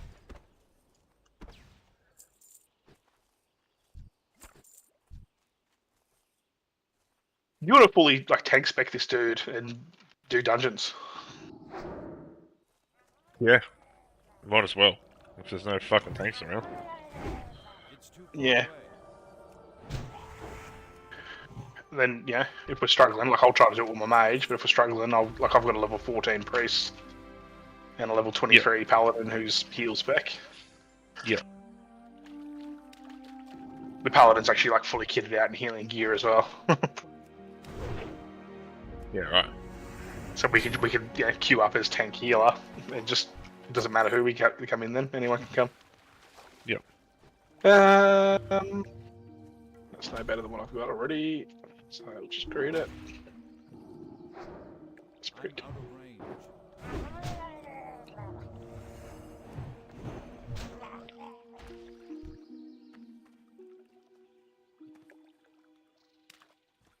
AoE in the stockades goes pretty hard. Yeah. It sounds funny, but you actually want spell damage gear. Yeah. Yep. So your Consecration holds aggro better. Yep. And your Holy Strike, is that what it's called? Yep. Because your physical damage to holy damage. Yeah. Yep. Not that there is a lot of spell damage gear at this level, but yeah.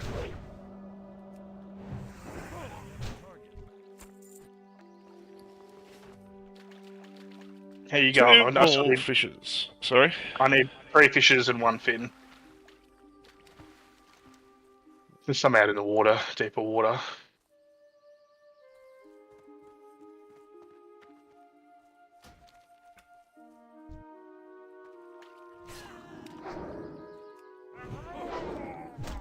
Oh, I wasn't watching my fan. What's the name of the Finn quest? I'm not tracking it. Murloc Poachers. You're not on it. No. You've got a bunch of fins though, so like I showed us if other way to receive. Hang on, because they're not actually quest items, I don't think. Oh, you've completed that quest. Oh, okay. Must have got him and handed it in. Yeah. Yeah. We must have started at night to go or something. Yeah. Right. In that case, do you have any Murloc fins in your bag? Murloc fin. I don't know if they're quest items or not. Let me have a look. That's spotted sunfish. Born No, they're Murloc not quest fins? items. No. No, just Murloc fin. Just nothing in modifiers. Yeah, I've got 2 here. Yeah, I needed one, so Oh, yeah. Yep. send her over. Ah.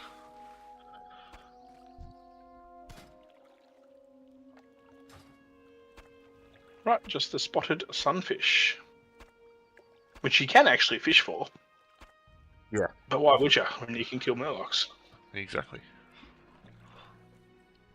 He's a tide caller.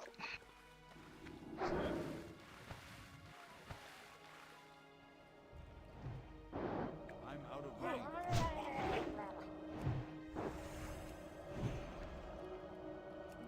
just realised that my staff has better melee damage than your fucking hammer. 19.7 DPS.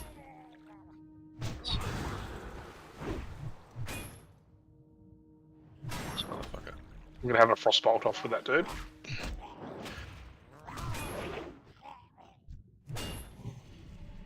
Oh, he's dead.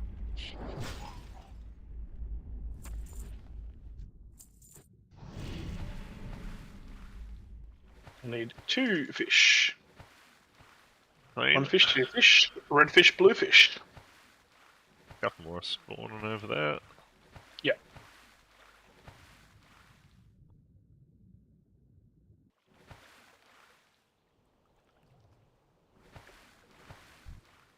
Oh, I just walked space first into one.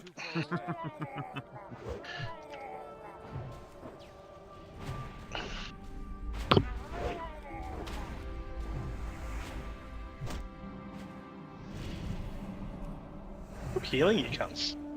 Yeah, fuck off. Oi!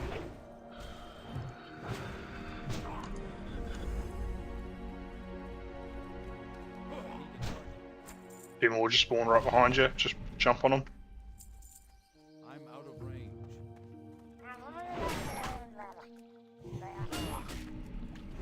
Make the ground spicy. Yep.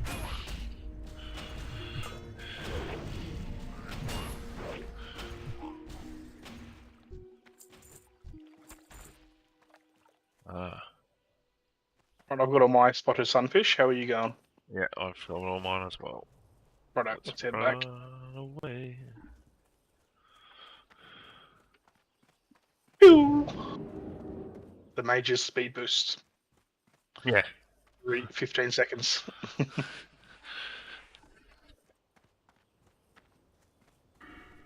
Right, I'll check the dungeon finder for stockades. Yep. I don't know why it's showing as red. We get one of them reasonably quickly, that'd be good. Otherwise, I don't know how much longer I'll be on. Right, I'll I'll pick you up now. back home soon, and yeah.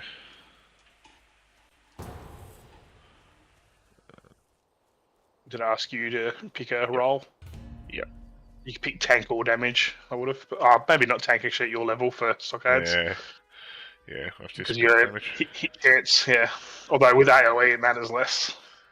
Because I think there is a hit chance for AoE damage. Yeah.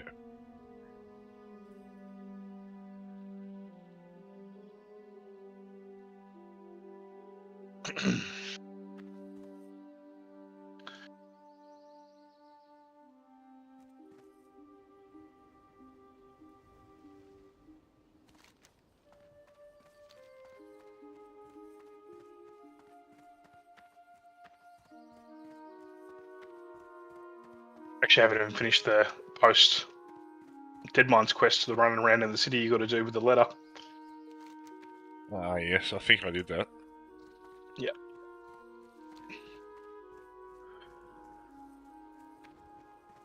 Gone up there, solve that. How are you? Have a good one.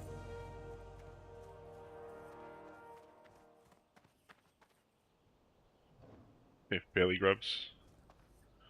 Yeah, why not? Oh, grub bug. Rugga dugga.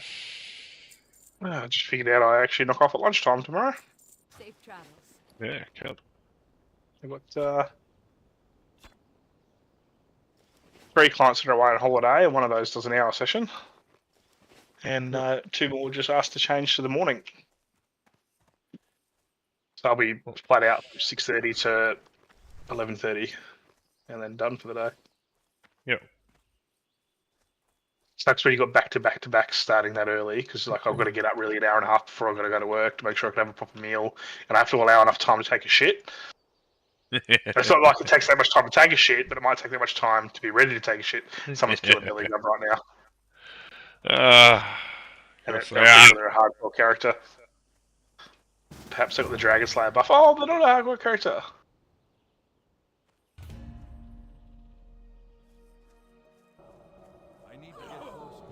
What a champion. Yeah. You also res them. The graveyard's just there, but... Like, if I was that close to dying, there's no way I would have accepted the... Yeah.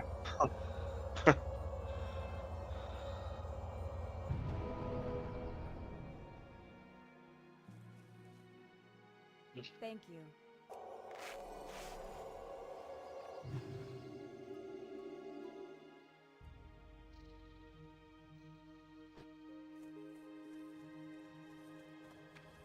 What level is he? 20. Legendary. Gonna ask you if you wanted to join PL, but oh well.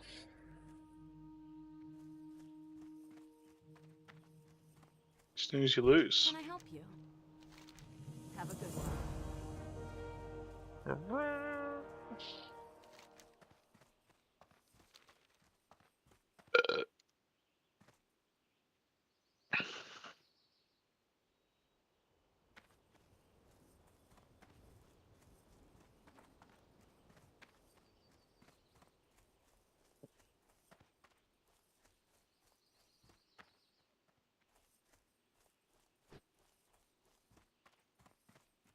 Maybe get some orcs on the way up the hill here.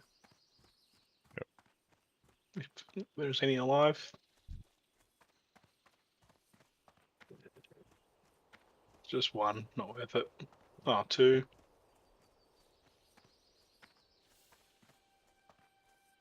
Yeah, why not?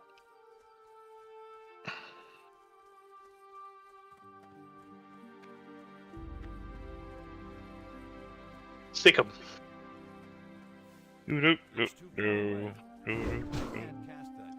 Hello, pal and buddy.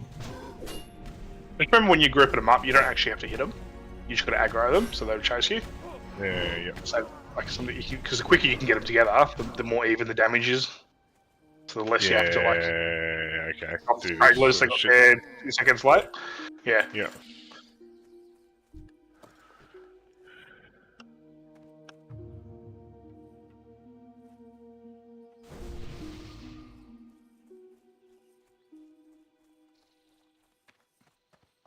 Of course, there's only one alive in the camp. Or if I wasn't wanting to nuke the camp, there would have been 7 of them. Just go around him. Not worth taking the time to fight one level 17. This next camp, however, there's 2 casters, but they're right at the front.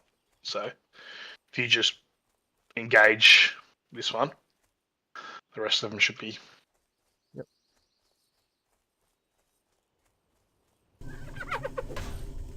spell isn't ready.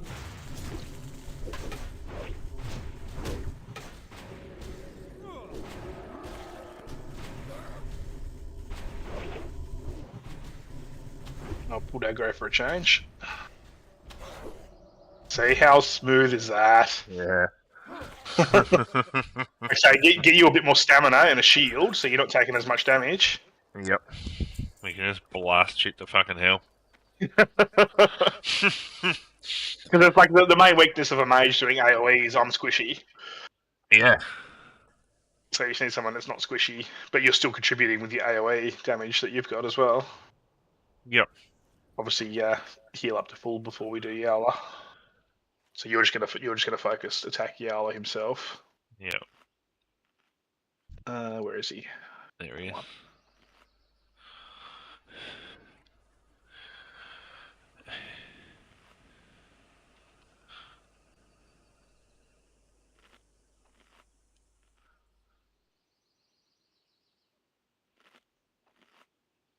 Okay. If you've got any healing pots or anything, you get them on your bar ready, just in case.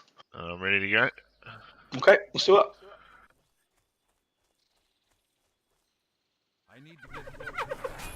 Oh, shit, one's coming on me.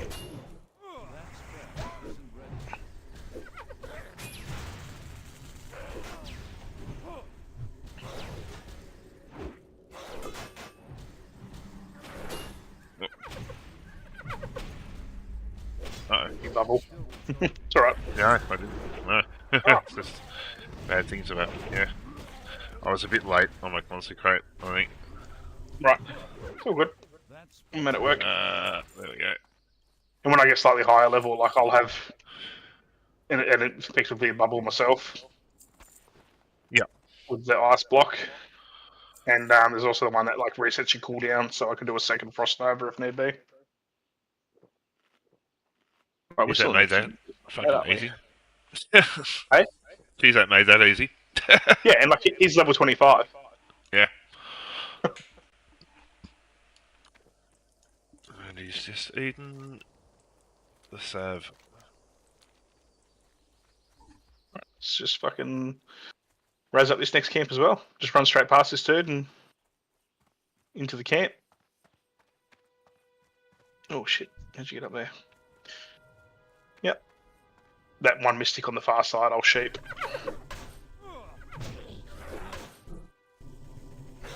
Oh. I'll sheep him. Sorry, I should have marked it. Ah, nice.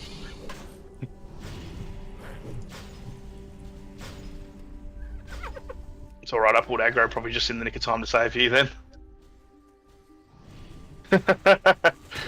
They switch focus, but by the time they get to me, they're dead. Oh. How's your butthole pucker?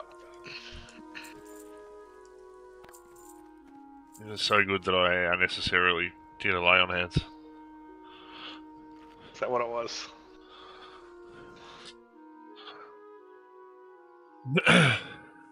Like a 1 hour cooldown on that, isn't it? Yep. Yeah. I thought, have they reduced the cooldown on Feign Death? I thought that had a 30-minute cooldown normally, but it's only like a 2-minute cooldown on this. Yeah, it wasn't 2 minutes. That's not. Yeah. You ready to rock and roll? Just hang on, because I'll pull the two side ones in, and we'll get all 4 of these in one go.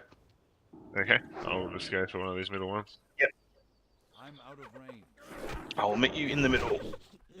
That's still recharging.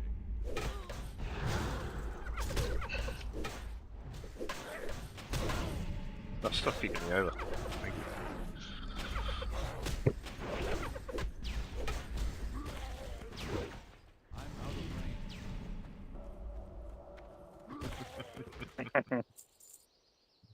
Exactly. Chest piece is what you're wearing, isn't it?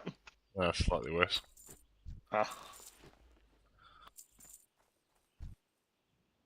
That's humorous, though. Alright, we're about to get you a ring with some stamina on it from this quest. Yes.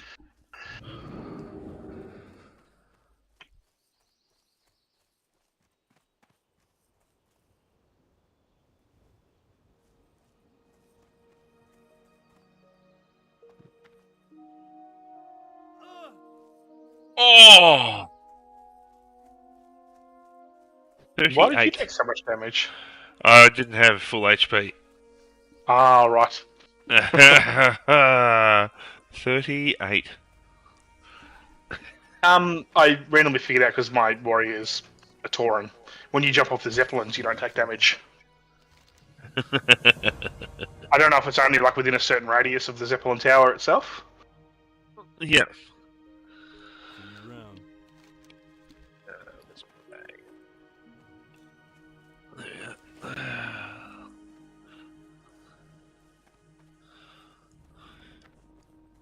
Looking for something specific? Hmm. Do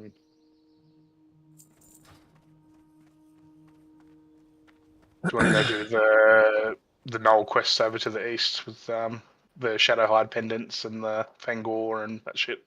Yep.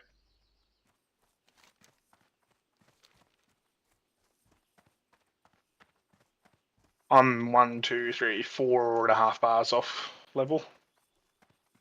No, I'm more than that. Can I set to follow for a second? I'm going to take the 38th piss of the day. Yeah, I'm going to do one when you get back.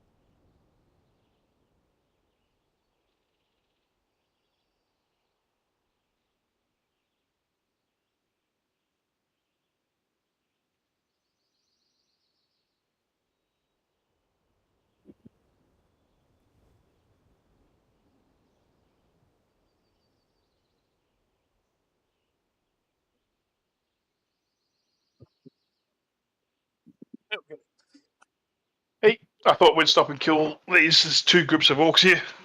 Yep. I've marked these ones so they're easy to spot. There's some behind the next tree as well. Yep. I need to get closer. I'm out of range. Oh, do the thing. One's crashing yet. You forgot to do the Leroy Jenkins. That's what fucked it up, man. 3 set of 3.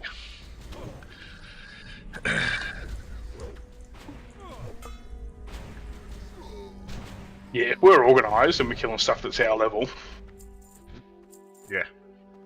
So even if they start charging me, if I'm from far enough away, I'll get another 2 blizzards off before they get to me. Fuck, yeah.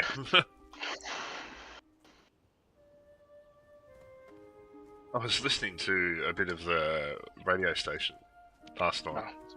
Yep. And they have like news segments in there. Yeah, I'd like to listen to that, but I actually can't handle the music. I think the music's shit. Oh yeah, it's horrible. Like, Yeah. The news segment was pretty cool. So they're talking about like raids and stuff, but like some group did something that had never been done before this week. And yeah, right. Talking about upcoming I'm on events. it as well.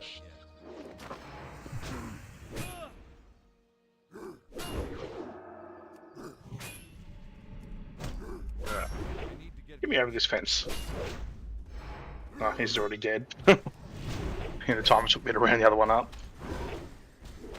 Yeah, you really shouldn't worry about doing it for groups too. I'll just wand them. I'm triumphed. I'm triumphed. Well, you need to be a gnome. Oh, what? Escape artist is the gnome racial ability. Yes. I forgot. That's why they're like usually highly ranked. Like when they're talking about which class, which race to pick for PvP, gnome usually comes up because of that. Yeah. The classes like hunters that don't have any other way to escape traps. Yep. Oh, we're gonna let's rouse up some fucking spiders. Spideys. Oh, except everyone else is already doing it. Oh, well. okay. It's too far away. Just take one at a time. There was 3 close together, but 2 of them got pulled away. Inventory is full. These Inventory two. is full. Jesus Christ. You were just at a vendor. Yes, I was. Like you were talking to the vendor. Yep. Let's get the orcs up on this hill then on elites. Oh, I'm just killing fucking some cunt for the hell of it. Where are you? You're over there. I sure am. There's 4, 5, 6 orcs up here. Okay. Getting past the minutes, first. I should be there. Yeah. There you go. They're pretty spread out. So see if you can so you go up here, jag left and then jag right. So don't go around the tent, just go left and then right on this side of the tent. Okay. Bubble on your way through if you want. I'd bubble now because you're going to take some hits. Actually, don't go right. Just this is plenty. Do it. Attack. Do your consecration. Yeah. Because there's a caster to the right. But 4 is still good.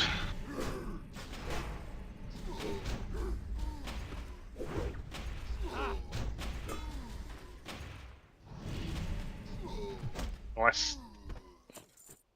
One of the saints. There's a caster over here, but if you focus on him, yeah. So you and then the other 3 will charge you while you're fighting him.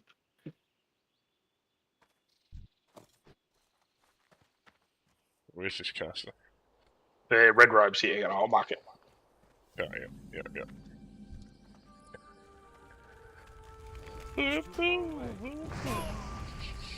Mississippi 2, Mississippi, go.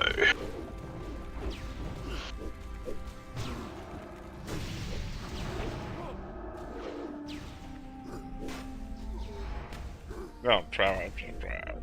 It's all good. That's what Frost Nova's for. Because then they're trapped.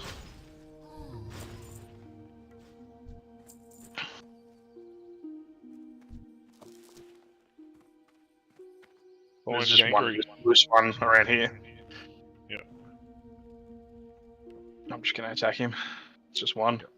Yeah.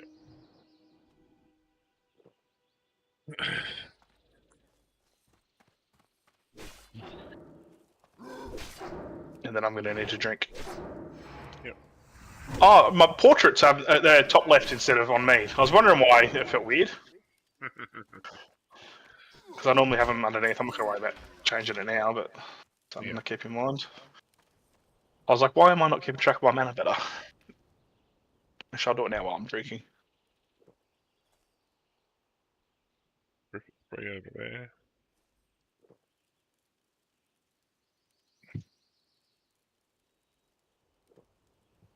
A bit closer.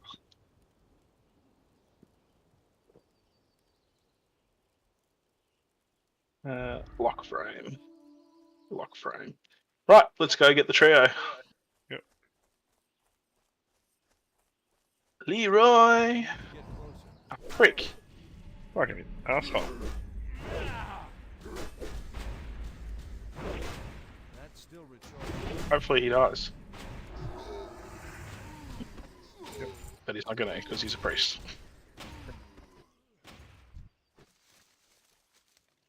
And all he wanted was the pretty thorns anyway, the herbs. Right, these orcs are elites, don't worry about them. Let's head down to the Knolls. Yep. Stephen Knoll, Shannon Knoll. Jose Aldo. Don't worry about the singles. Should be plenty in groups. Further along.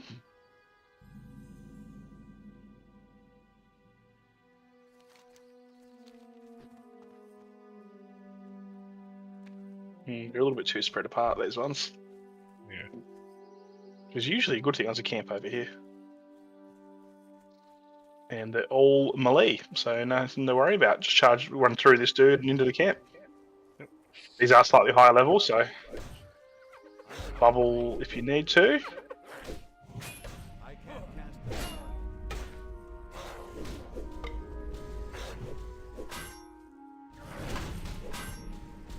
It's crashing again. Ooh.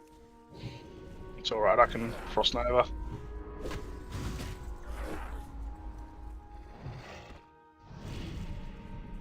But what happened there? Did you see that? The blizzard went off behind me.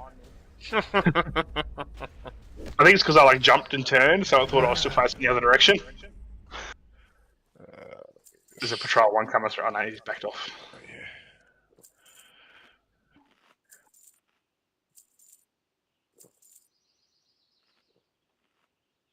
That went pretty well, once again, considering they're 23s and 24s. Yeah, smashed.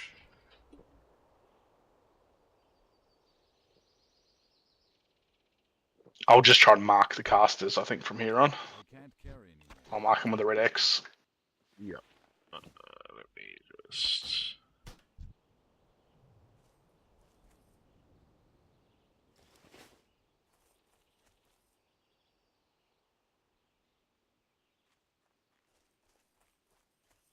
There's 3 in this camp. Let's just do the 3.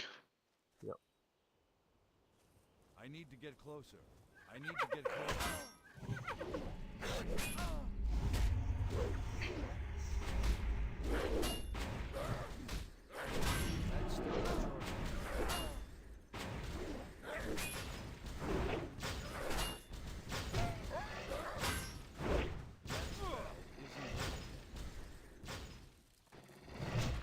Delicious. Nutritious. Just gonna pull these ones. One. Oh, sorry, you're pretty low. It's too far away. It's all good. I'll handle myself if I need to. I'm just gonna frost nova and you can duck away if you want.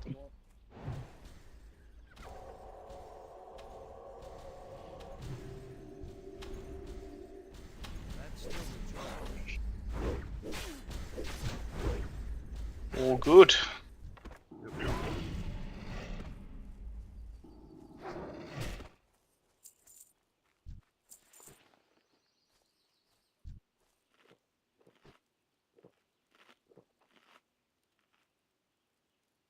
Pendants have you got?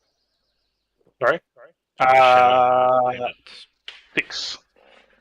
I've 1. Yeah, they're remarkably fickle, these ones. Won't go any further down, it's most of the casters. Oh.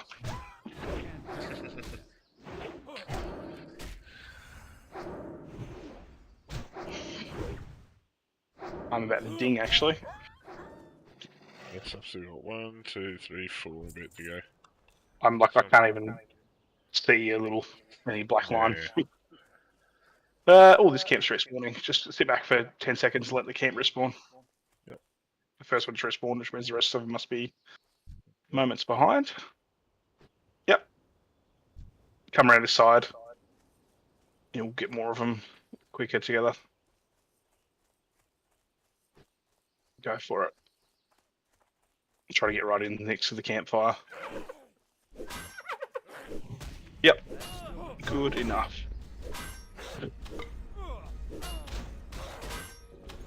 And I'm about to ding, which will refill my mana, which will be handy. The opportune ding when you're like low health in a big fight is always a thing. Bubble if you need to. Right, this one over here. This motherfucker.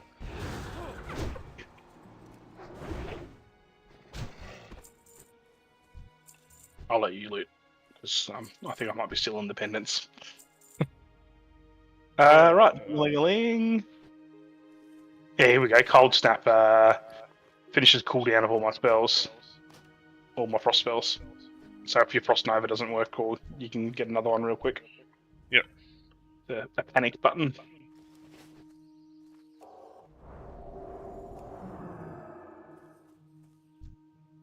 Get these 4. If you just run halfway up that little mound. Oh, hang on. Heal first. Yeah. Rebuff, actually.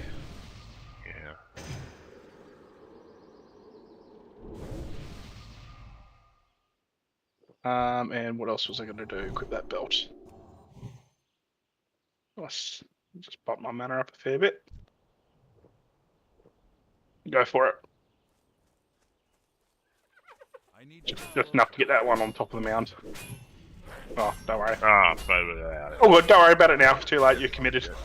Once you've taken a few hits, you've just got to go.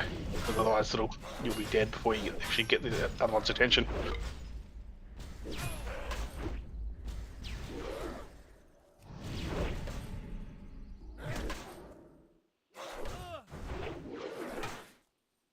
Where did he come from? That one wasn't showing on my screen. He just popped up out of nowhere. Inventory is full. Give you a little boost there. Heal up as soon as you can.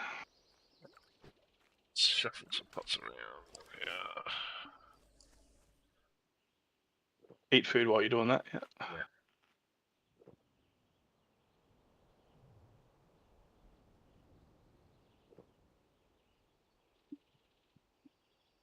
Right. There's the camp over here. That one's got 2 casters, so it's not worth it. This camp's just 4 melee ones.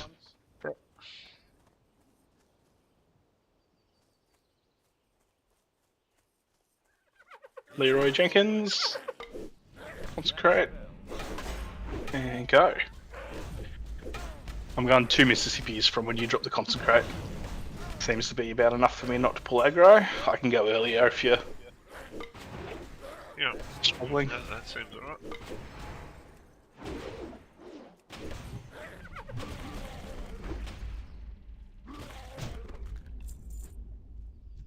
They make a satisfying sound when they die, these ones.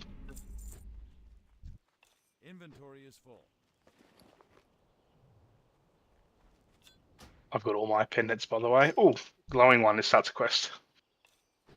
Which you've got to go back to bloody Elwyn Forest for, which is annoying, but... right, we only need old Fangor, who's dead at the moment, I think, by the looks of it. So we'll keep farming the camps. Yep, I'll just scout out the next one. Yep. Any casters? No casters in this camp.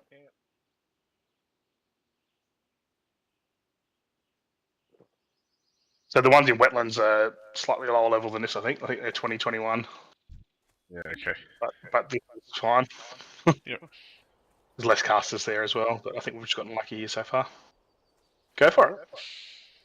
I'm out of range. Oh my god, pop.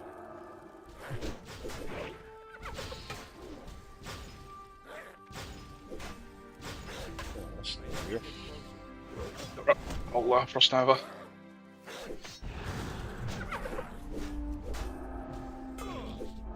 Oh my god. Oh, yeah. That's not ideal either.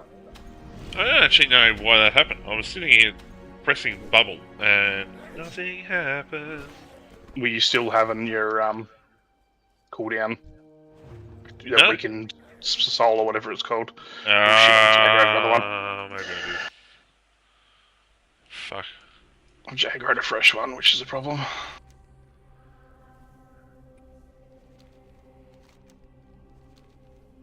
Die, motherfucker, die, motherfucker, die. Get high, motherfucker, high. Oh, I can shape him.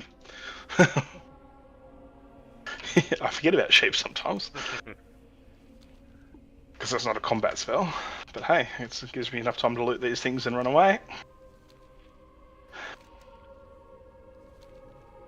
Someone else is blizzarding over there. Level 26. Hardcore.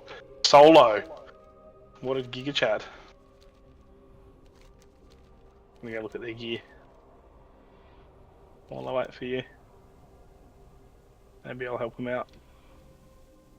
Staff of Westfall. Oh, that's pretty cool. Ancient Elven Robes. Boots look interesting. I I can't imagine AoE farming on hardcore. They're level 26 to be fair, but... Oh, Jesus. What are you doing all the way over there? Yeah, I made a mistake. Alright. Did you go the wrong way? Yeah, I followed the arrow instead of Yeah, which is following- taking you to all quests. Yeah, I've Yeah. certainly done that before.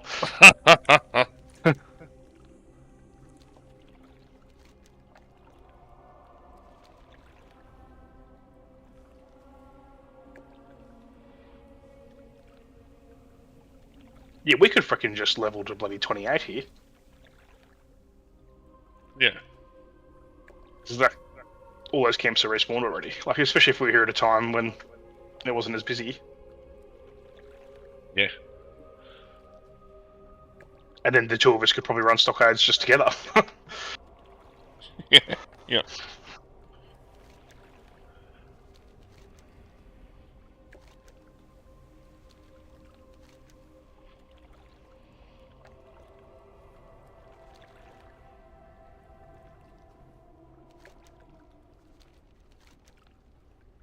But we'll be home soon, I'm not sure if it's going to be 10 minutes or half an hour.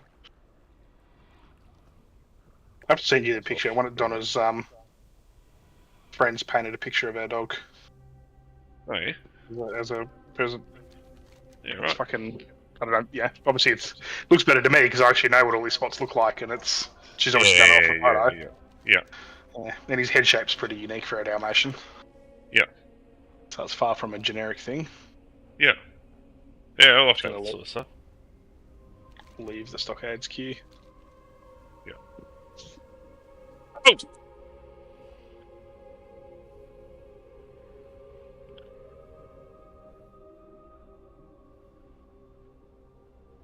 Oh, I can see it.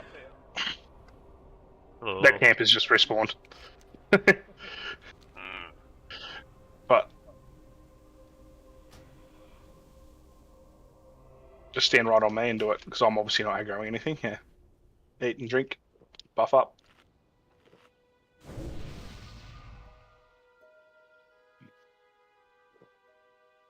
And we'll go again. So I'm going to mark the furthest one that I'm interested in. Ready when you are. It's too far away. I'm out of range. Yep. Go for it. On top of the cauldron.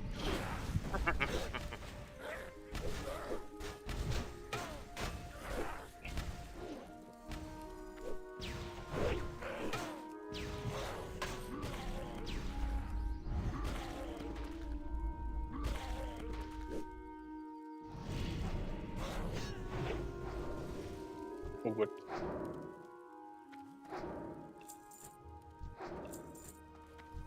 How are you going for pendants now? Need one more. Really? Yep. Oh, healing potions. I'll send those over.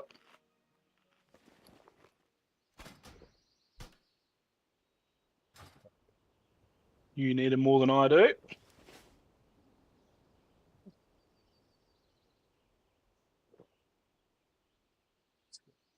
Seconds of forbearance.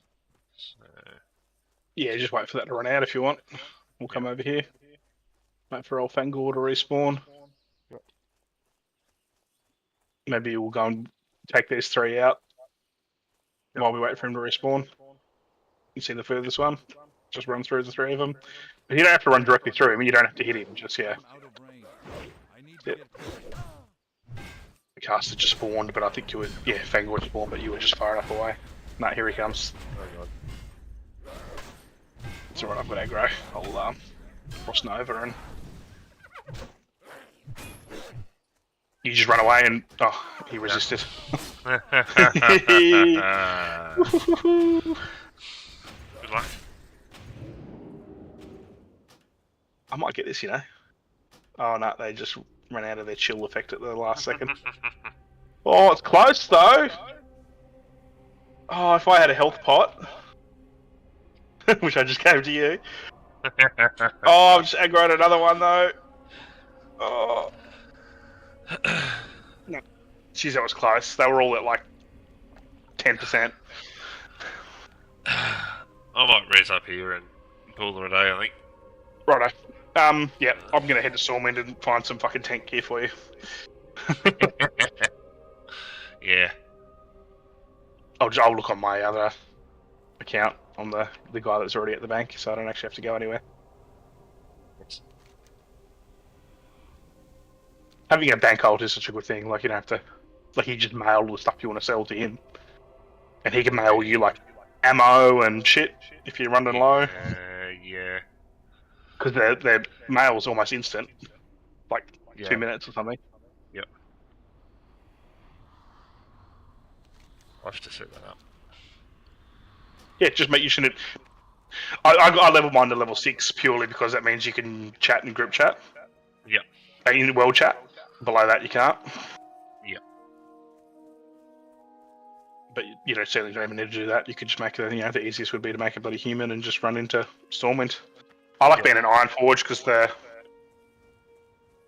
like auction house, mailbox, bank are fairly close together. Yeah. And not full of people doing crazy shit that you have to run through. Thunder Bluff's the best one. It's like there's a mailbox, the bank, and the auction house within like 5 steps of each other. Yeah. What can I do for Might as well go to Stormwind as well. Just some tented. Got left, no.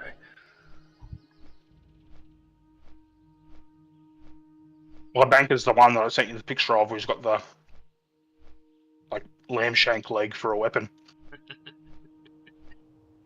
Brilliant. Where did you find leveled, that? in the starting area, the Dunmorrow, like killing the wolves there. It's a half-eaten mutton chop.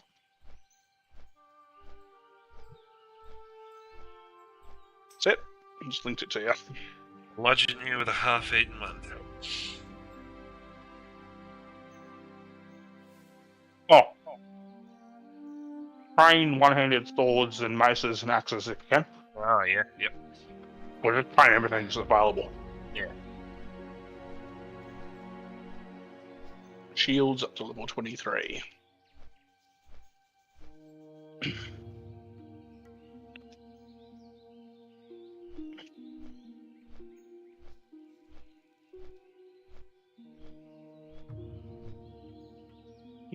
There aren't many good shields on here. 495, 411, 397.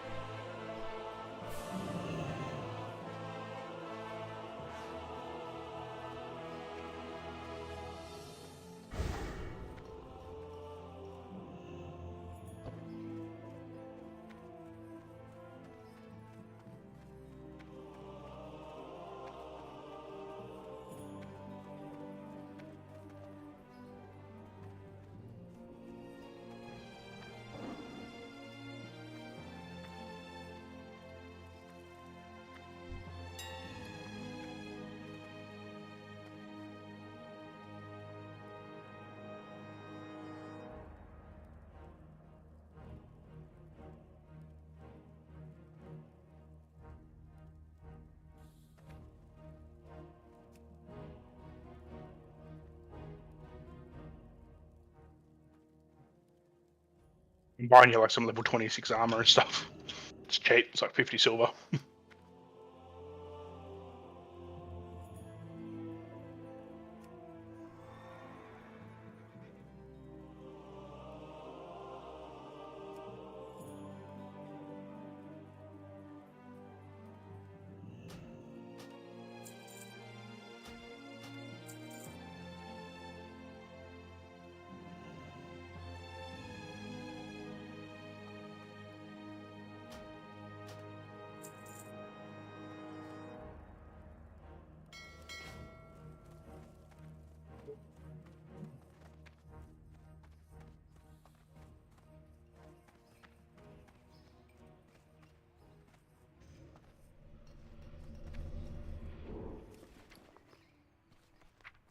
inventory is full.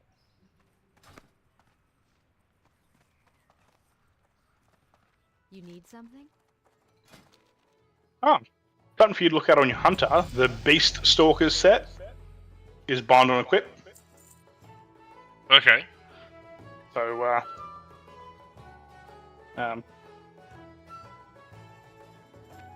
can I link with that? Yeah, like check that out for a level 52 piece of gear.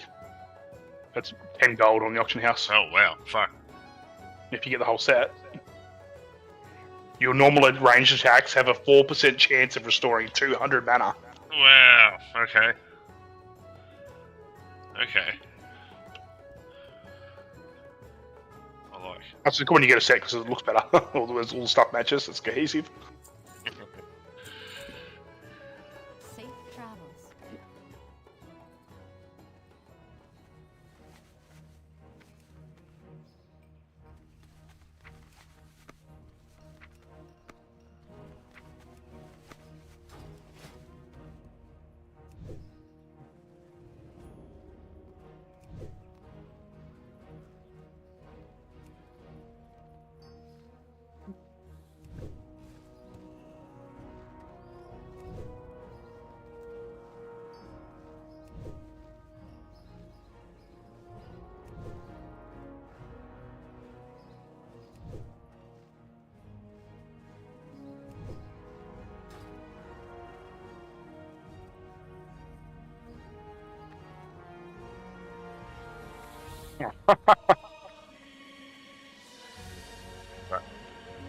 Oh no, I ticked usable items thinking I was on my mage still, but not on my level 6 character.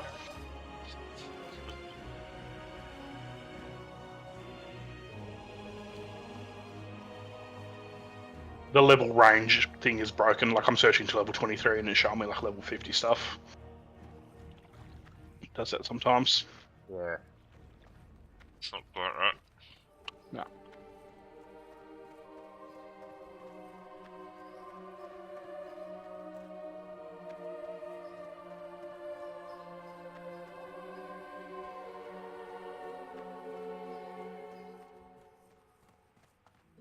Find some straight intellect stuff because I probably don't need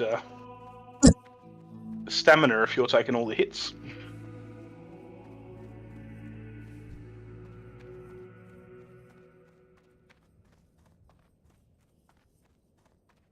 Need help?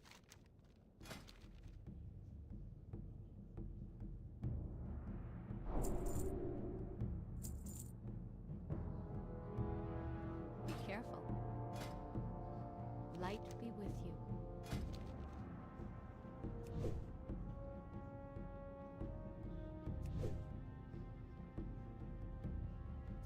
Start looking into what like some of the enchants cost.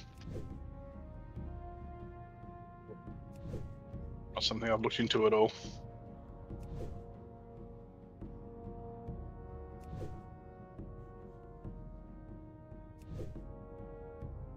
Right, I'm sending you two things.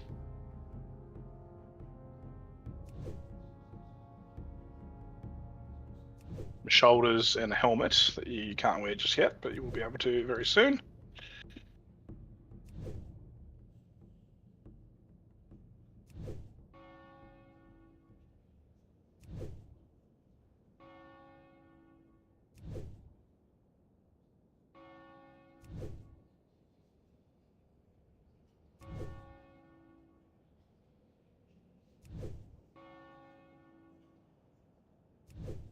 You remember when we first started playing on the server and I sent all that shit to the wrong thing?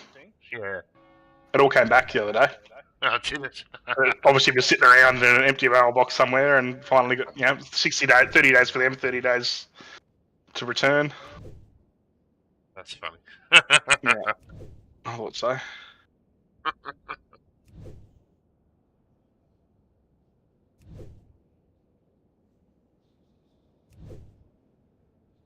Right, is it still logged on? It is. What's my first aid situation? 168 of 225.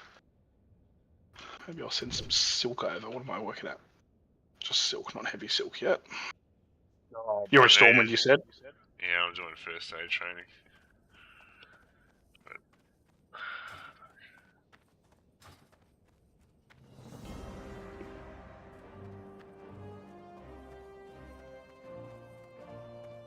I'll send you some linen then. I only need like 10. You need more than you think. Oh, I'd have 2 levels to go, and then I can start making wool cloth. Oh, right. Bandages. Send you some more. Okay. I just don't have heaps of wool. Probably 100-ish.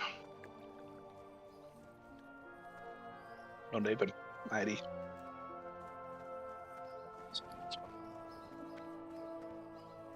Six in my bag. 6 or 6 stacks. 36. Oh, 36. Wool.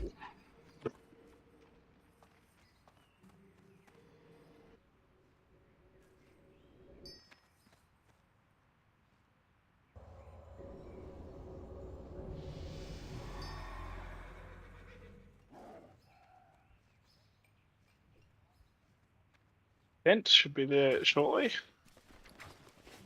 you very much.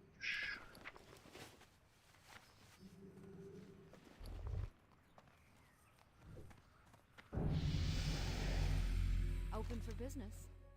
It'll be handy, like my first aid's going to be much higher than yours, but I'll be able to heal you up. Yeah. Farewell. I'll be on Mage Wave, I think. Unless there's a level requirement that's going to limit me.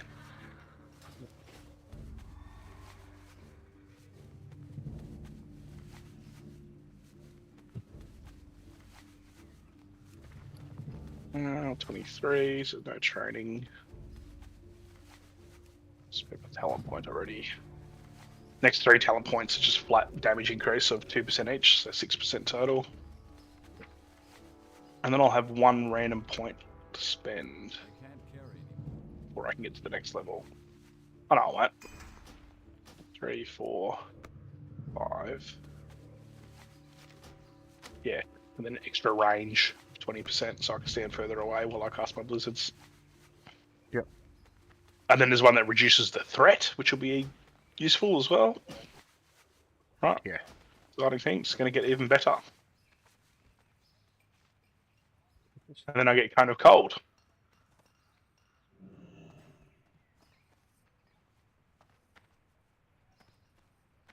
There's a bunch of crit chance things in Frost Tree that AoE can't crit, so you just skip those ones. Makes it a bit more obvious. Yep.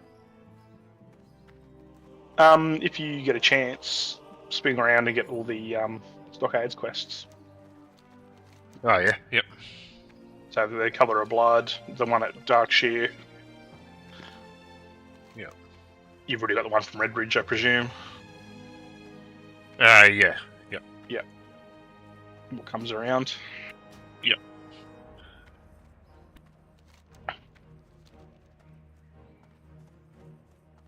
First aid, silk bandage.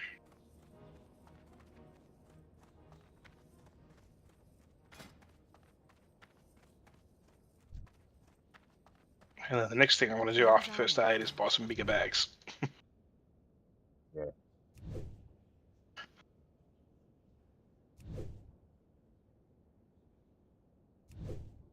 I think if I ever do a fresh start on a new server again, my first professions of my first character are going to be bloody leatherworking, because yeah, you just kill the shit anyway. Not leatherworking, skinning, and just sell the things, and then tailoring so you can make bags for your alts. Yeah. Right, what level do I need for this? 180, and I'm at 168. Okay, let's load that.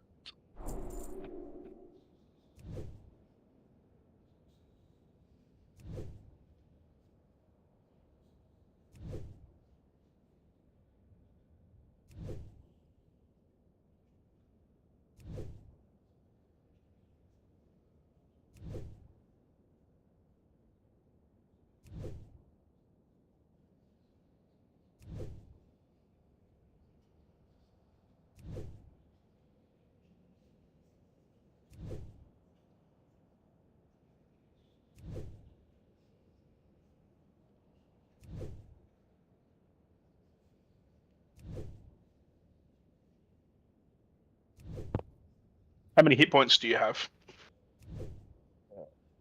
862. Yeah, so I'll be healing for 800 over 8 seconds. Perfect.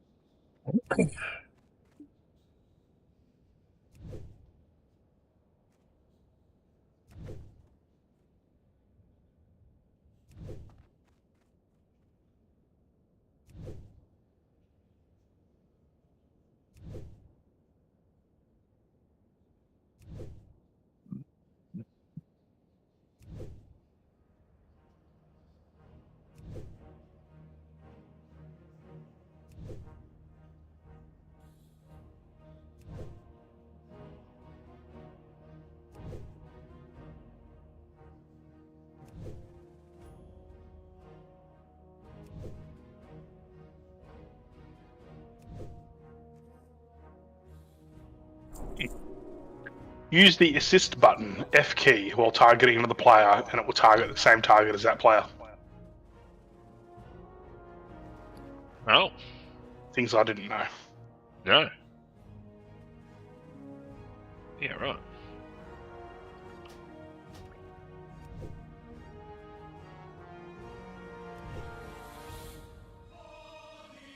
Right.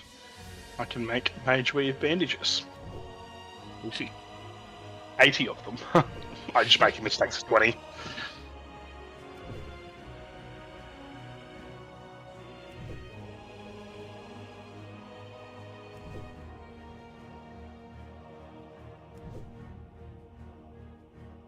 And random shit in my bank.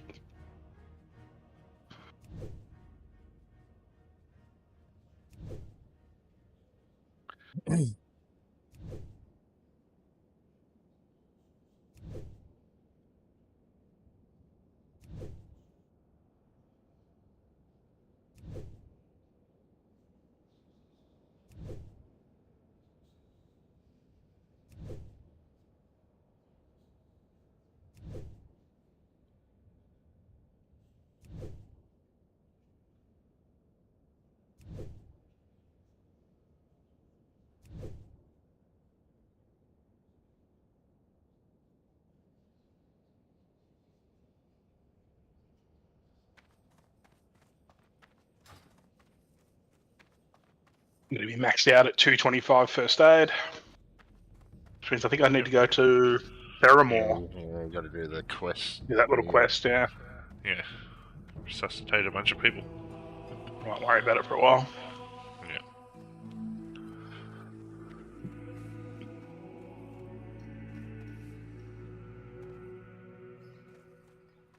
Hang on.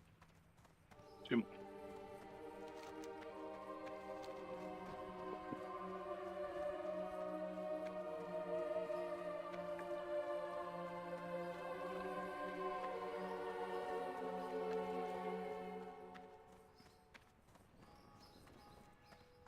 I've got a bunch of wool cloth on this character. Do you want some more? Oh, yeah? Yeah, you'll be pumping through it. It's in my bank.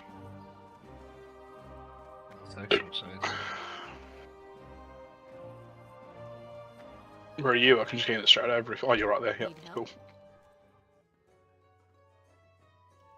Quicker to do it in person trade because you can do multiple at a time. Yep. Hang on, let me just Make some clean the room. bags out of 50 fucking Yep. different types of bandages. Go with Okay. honor, friend. Oh, 1 sec. Trade. 1, 2, 3, 4. Delightful. Finish.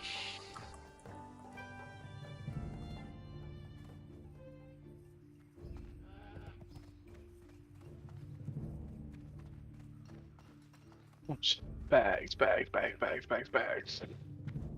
I do need to farm up some more gold. I'm down to 90 on my banker. I've got about 30 on all my other characters each. Yeah, I don't have fucking much across my characters now. Rune cloth. 3 gold a pop, that's not bad. 4.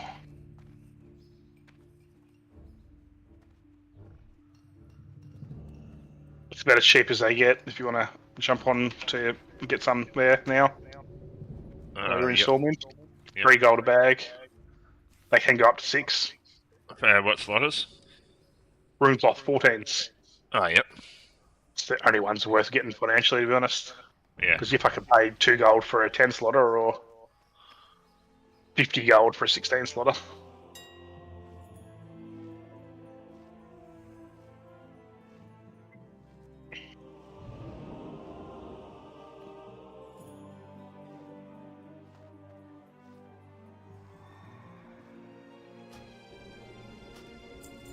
Made by Squanch. That's a fucking Rick and Morty reference.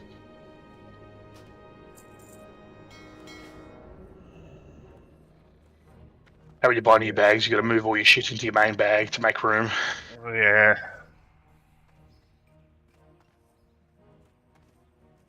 It'd be harder for you, wouldn't it, with the bag non? Well met. Not really. No. Because you know which bag is which. You mouse over the bag slot and it'll show you. Okay.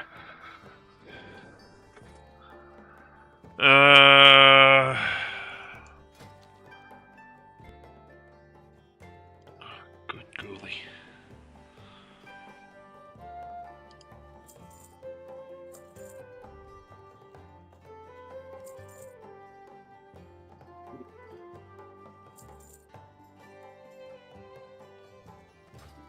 There's a low level. I can give some bags too. There you go. Level 5 human paladin.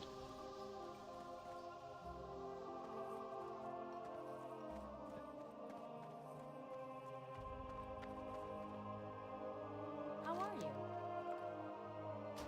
The Jirah.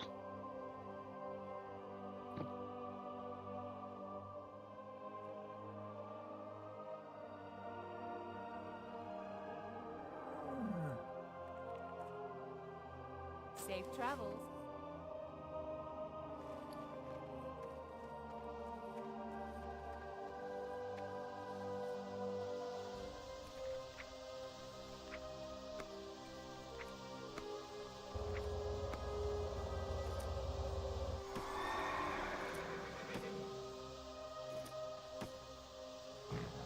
I think Donna's home. Angus just took off from the couch.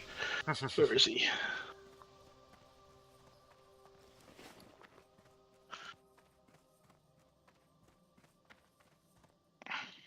Hello. Oh. Just give my bags away. One of them's soulbound. Yeah. Right, I'm going to run. Talk to you later. Alrighty, catch you later. See ya.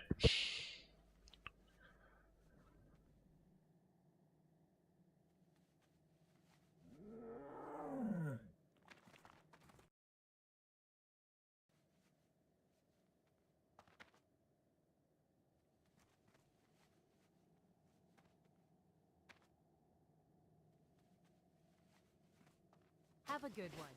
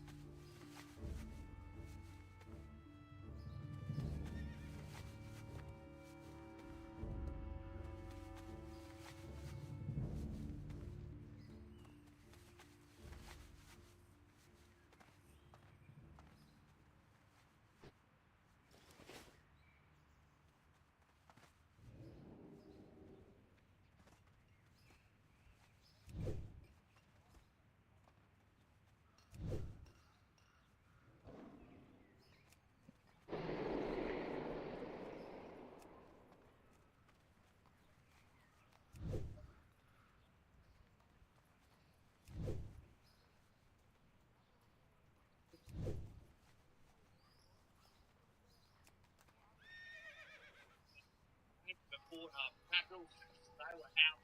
And never 2 goals. It's not about to let this season slip away. This fan, their Superman, has put the cape on. He's been brilliant. They come on with him. Akers sends it inside 50. It's been great. Almost half-voted and kept it in front. That's the last one for the Blues. Circular.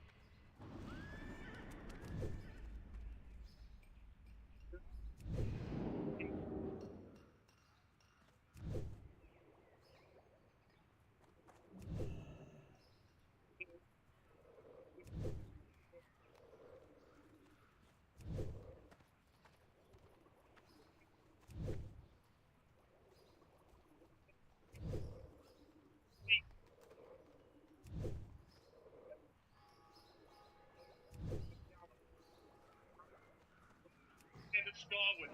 It was there though, Elvis. Always caught, stripped, gap, got it, wrapped up by the big boy.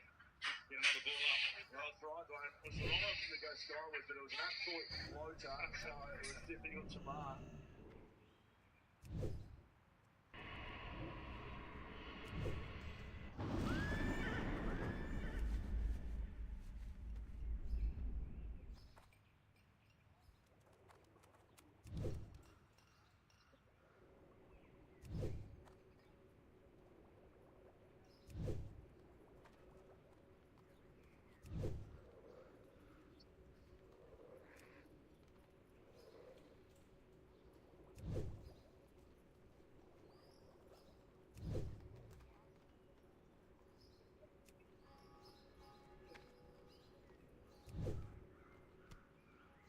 Steady.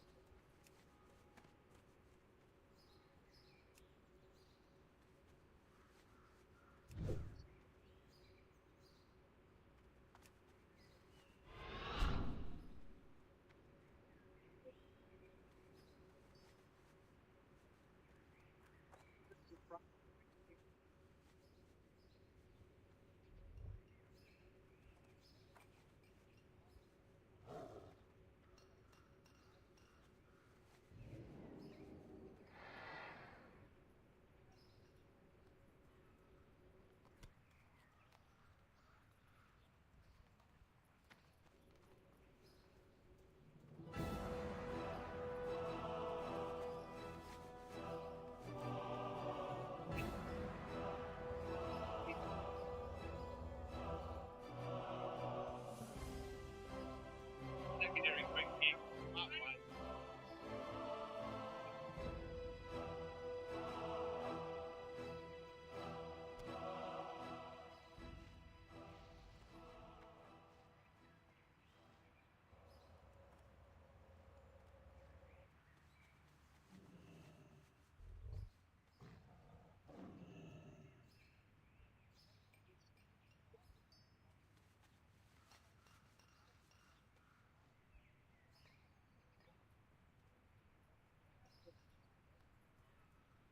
It's tough. I think he was just hanging around the land room with the bump when he got picked up in that mid-season.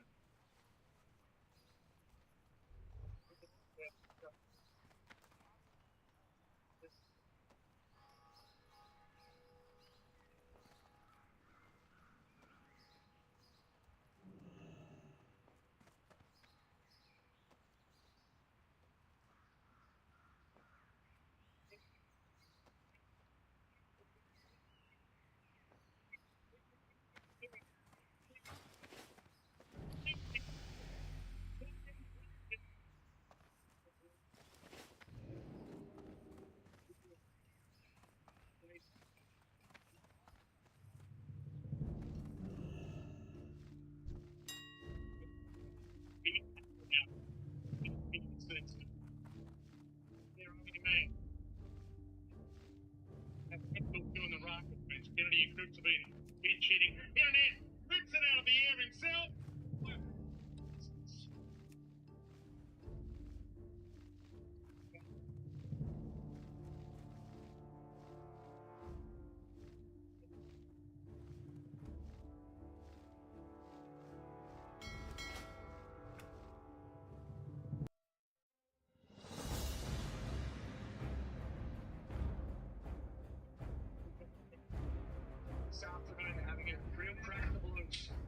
Tio takes the mark. He's going to go aggressively. Half back to right. Set up the movement.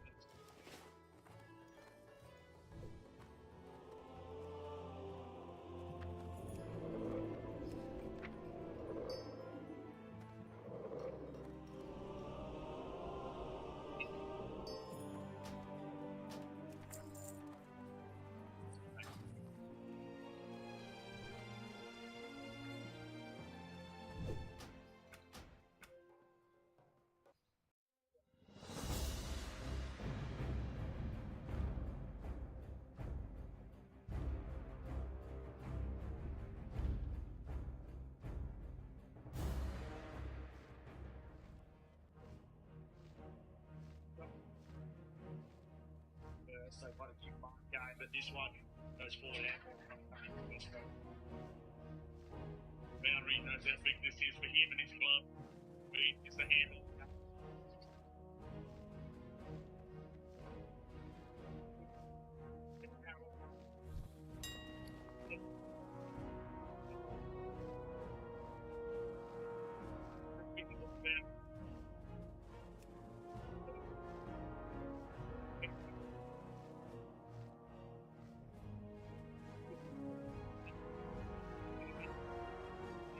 Him back in game 2. Internet takes out of the air. Gonna go any Hewitt dumps it. 1-on-1 inside 50. Hunt had it but lost it. Durden went and got it, gave it to Kennedy. Lerner looks backwards, goes long, goal square. Williams, 1-on-3. Nearly beat the ball. Lock goes hard. Jumps the start the other way. Jamie Crick wraps him up for the advantage when the ball hits the ground. On there first, about 3 chances in a row. Leading West Coast to the 40.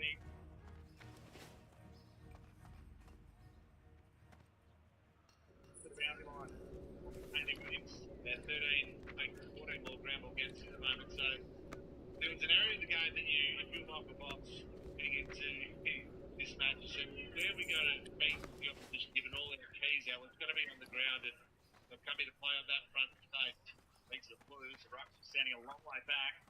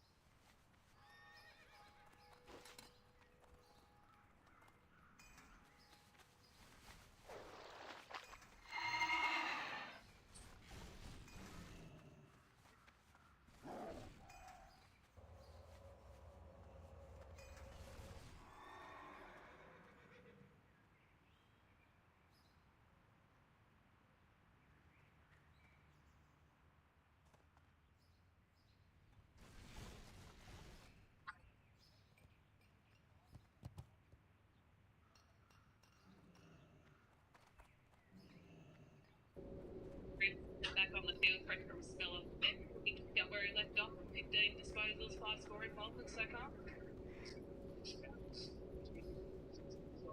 New entry for the Eagles in this quarter. She's got it from take up a little shove from Darling.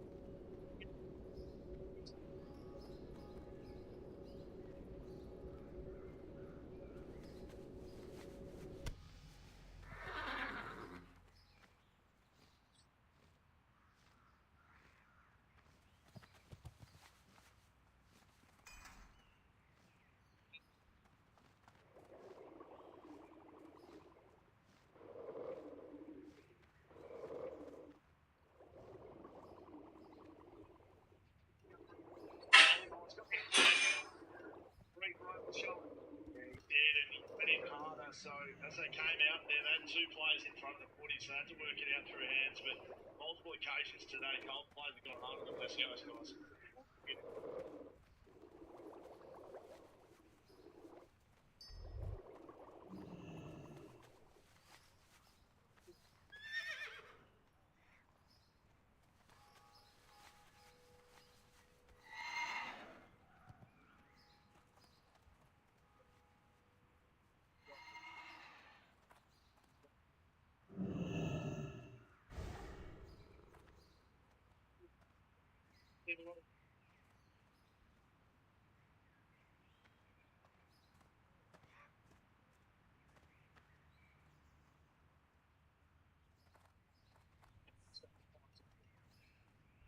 Stephen, their co-captain.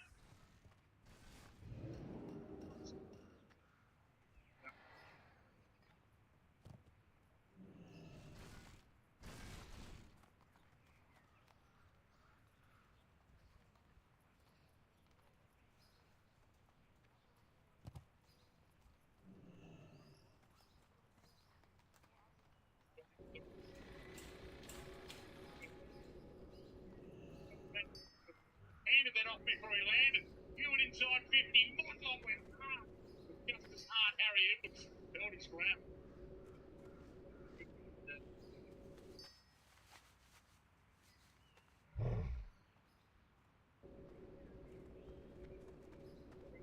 Getting some soccer skills.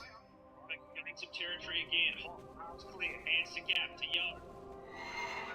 And under. Through the wing, leadering in front. Shot.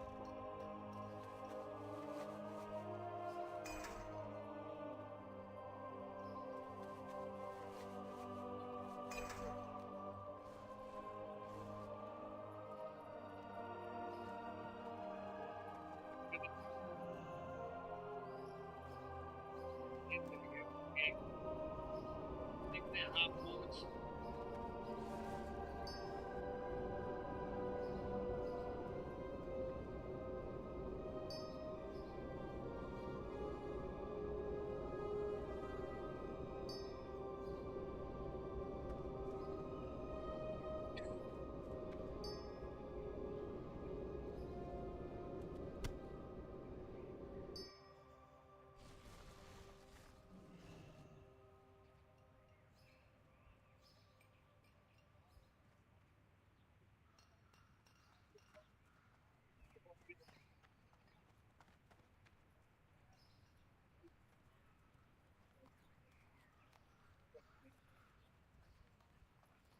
Please get off the factory grip for good. Also saying, you know what, I'm getting involved. I'm also 16 strikers.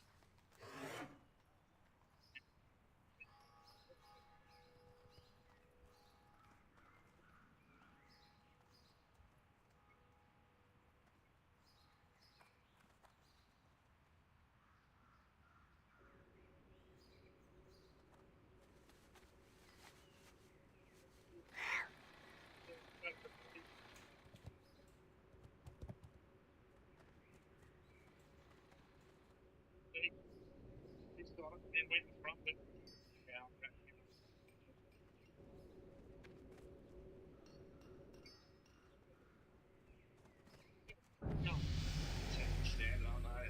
Really good to watch how they've come. 17-point lead to the Blues, and Cripps took it out of the right board.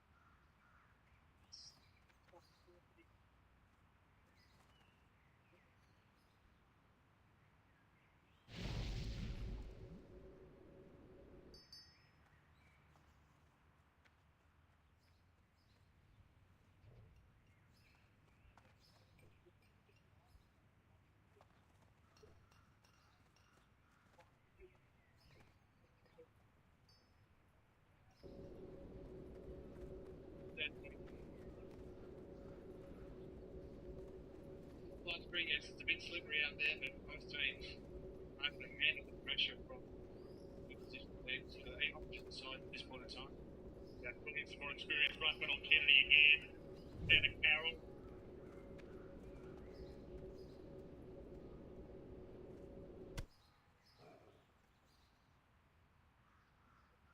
Bandwagon.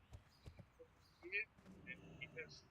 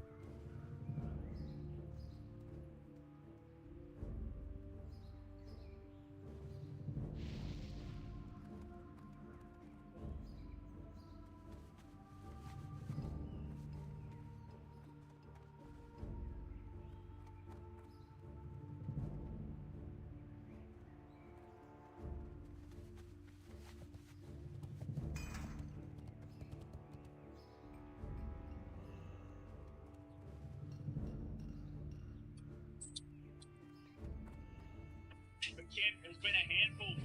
Try 50, kicks the ball long, one-on-one. Jimmy under the pump. He was able to rush it through there.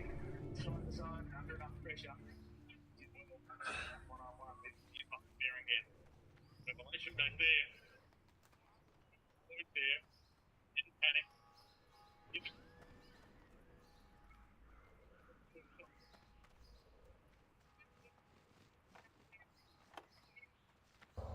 Down, Worthy, on the roll.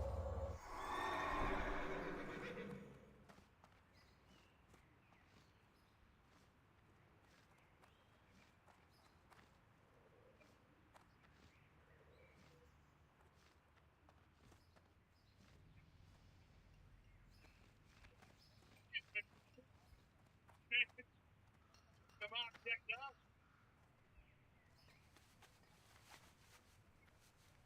Any time on the door.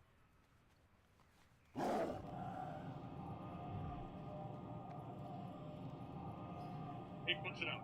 Who's going to go for this one?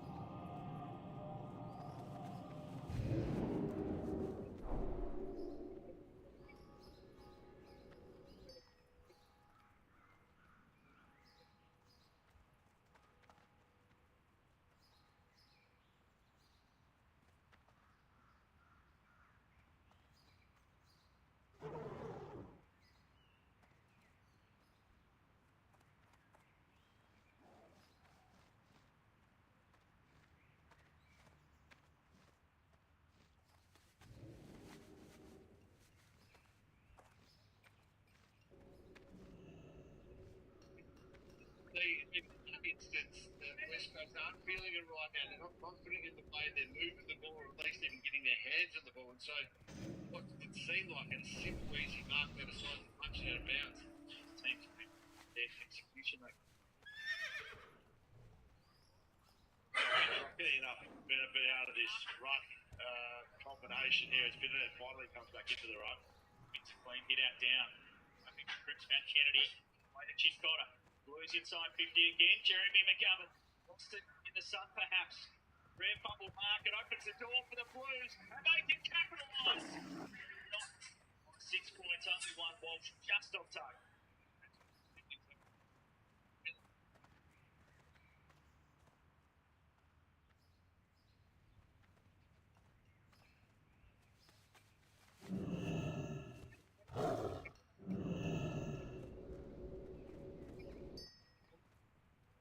From 3 decks, trying to dump it away. Hits the deck, gets it back, rolls one in the walk direction. Splendid tackle on Reed. Hits in the area. Duggan caught. Got it to Williams. Kick smothered. Kelly over his head. Ryan faces a contact.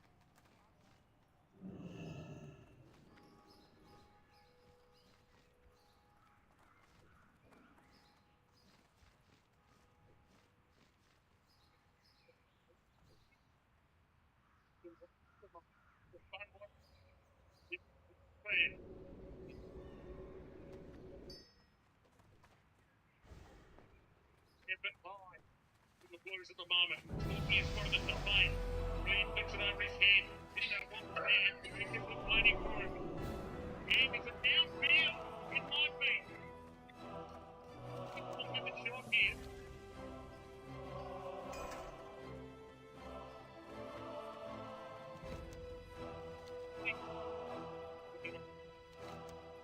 See what this thing was fucked. This one's going to be on Liam Duggan here.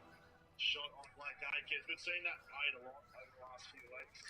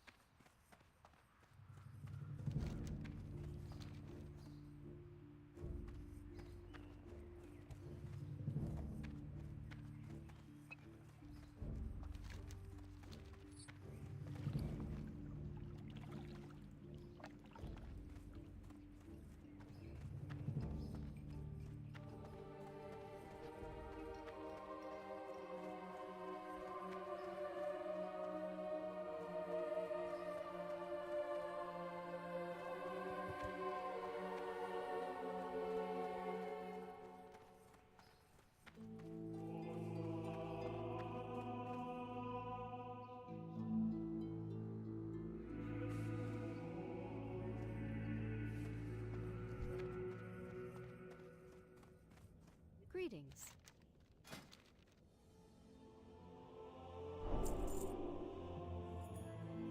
Reading up takes the mark.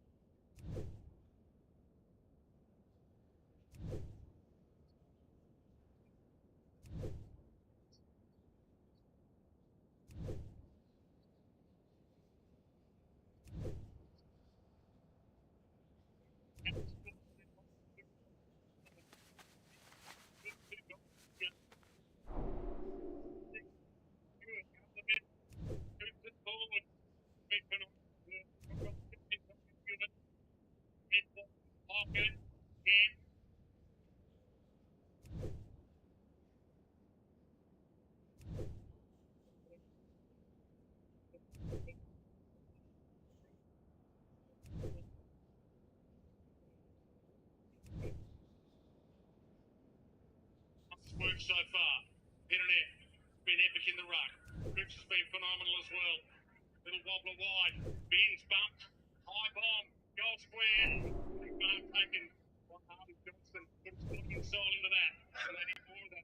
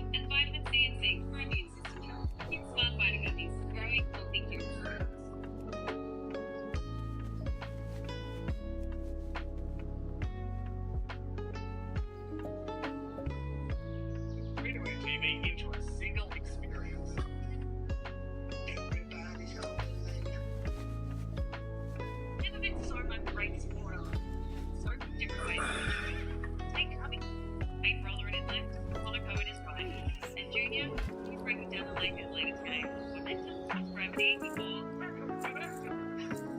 our Elvis, who moved out last year, but always comes back for the big game. Finally says me, what are you doing? And while I like the footy, I love a good crowd. So yeah, get on. Safe travels.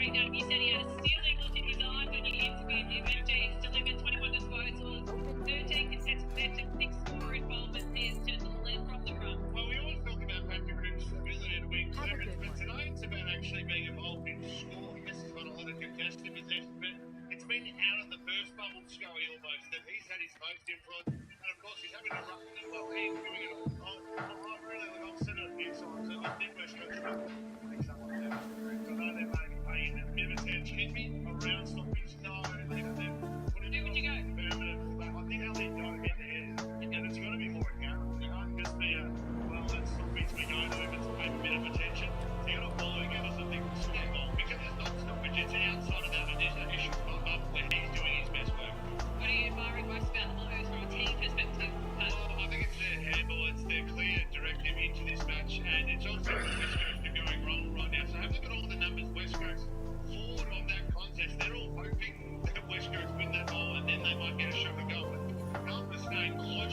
contest, and then they're saying, well, you know what, we're going to run with our numbers with the degrees and everything else. We're going to get around a lot.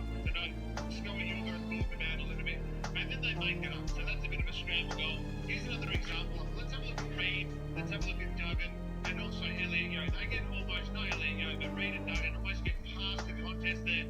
And then there's Colt players everywhere able to strain forward in numbers. So that's where West Coast are going wrong around the contest. And Colt are playing smart football in terms of using their numbers around the ball. Well, it looks like they're catching them offside, but they're just being cleaner. So it looks like they're cheating or they're getting ahead of the footy. No, they're just anticipating that their teammates can win it. And that's how they're doing it. What about in terms of the Blues inside 50 connections going? Yeah, look, we know that West Coast got the advantage here earlier in this one, and they came into the game with players that could get that done, but a lot of this stuff is on turnover, and you'll see some clean hands here from Carlton, but the ability to lower their eyes as they go inside 50 and not fall away. All West Coast defenders, they just want it long and high. The longer in their eyes, we saw the entire that one around, and that's what's been impressive, yeah. Such an impressive first half from Carlton, particularly also tricky conditions. This wind is swirling around, pretty cold for Perth standards as well. John Brown's going to join me next with all the latest footy news. It is Carlton leading West Coast by 31.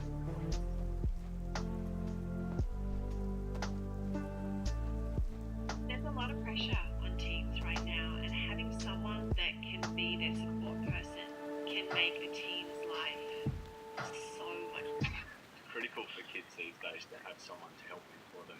It helps us become better people. Mental health change me and it does. You can make a real difference.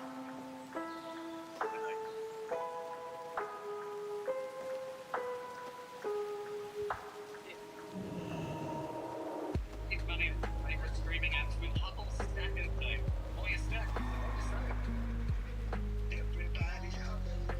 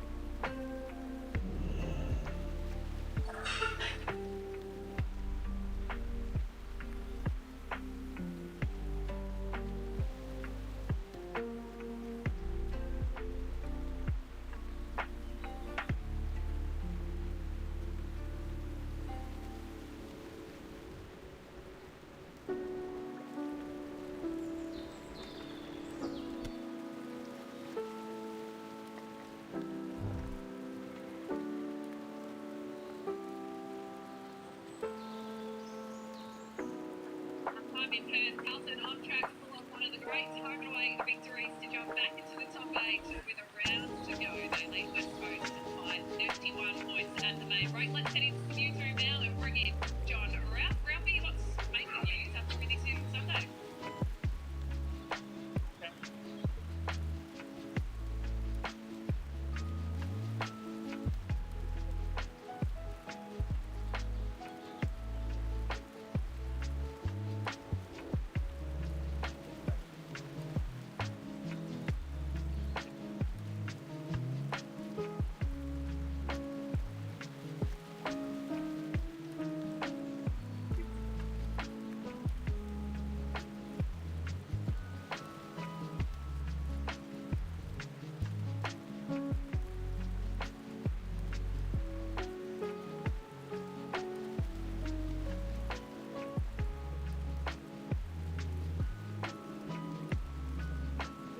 That's 3+ weeks officially, but the AFL, I think, the last 4 or 5 weeks. Then that would likely be moved downgraded to 4 weeks with a successful appeal by Port Adelaide. Even then, he needed the power to play 3 finals before a grand final for him to be available. So he will argue his case on Tuesday, but in all likelihood, the Port Adelaide defender has played his last game for the power. Then the Dogs are on the march, a 96-point victory over North Melbourne today. So they've all but qualified for September. Depending on the second half of this clash, Carlton West Coast, the AFL might have the last day of the home and away calendar, having Fremantle and Carlton trying to qualify. That would be absolutely football utopia this season. It just keeps on delivering. That means delivering. And also here at Optus Stadium, the second half is up next. Time for our Nat Hopkins to make way for the big boys. How sweet to see the future stars of our game take centre stage at halftime.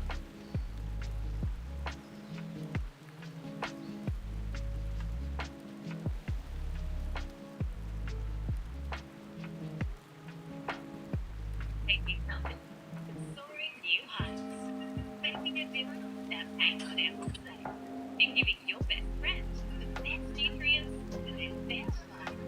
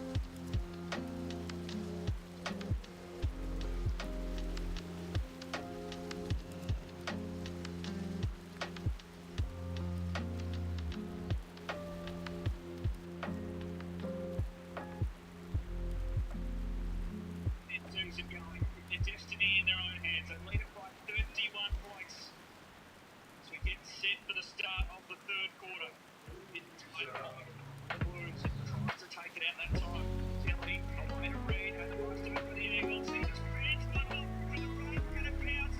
Ollie Reed, the kicker, I know, tried generate. Well, that was violent coming out. Stopping chair, what's the speed here? That was coming, yeah.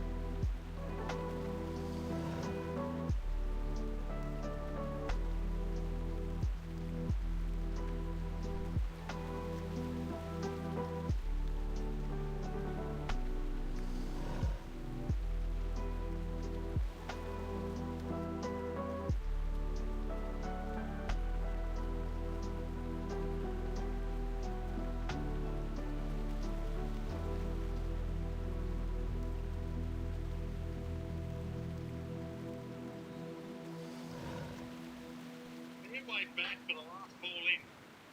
And to play it forward, here they come again.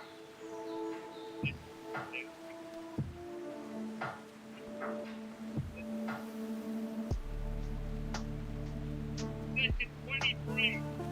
It's all women's. Unbelievably good. They needed him to get into the phone box before this one. He's done exactly that. There's a bit going on with that last stoppage because Ellie, Reeves and Reed, they were trying to block one another and then they got taken up. Reeves and Reed, I think.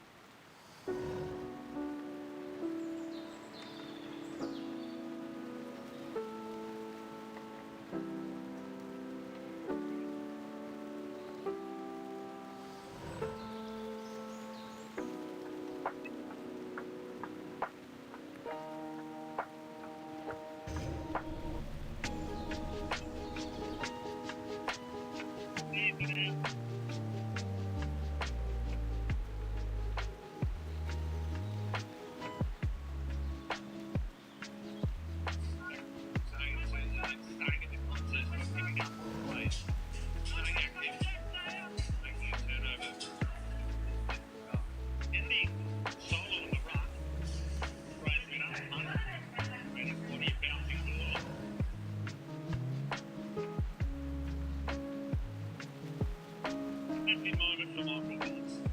Wills lost their last 4 games and fell out of the 8th last in 2022. Last year they finished third, lost their brilliant fantastic game in the first 5 goals of that game and lost. The spot in the 8th will be theirs tonight if they finish this job right now. Envy. Marcus put into a gets inside 50. Little nudge, big nudge. 3 kicks to the Allen. And his darling. Second place here is the one. Allen. That's the lead. The best one that's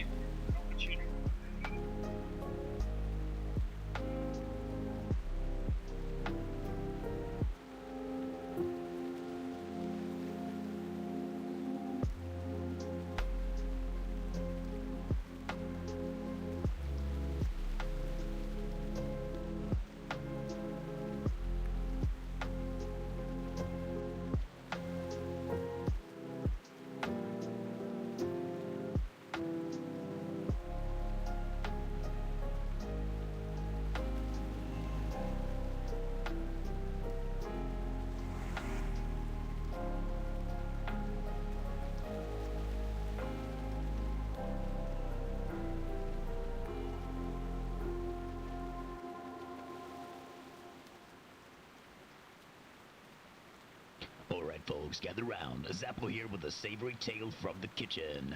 Gave a go at the gnome-inspired dish. Named it the Nomelette. Now, don't fret, no gnomes were involved. But mixing eggs and gears, not my finest hour. On the bright side, I whipped up the first breakfast that also doubles as a pocket watch.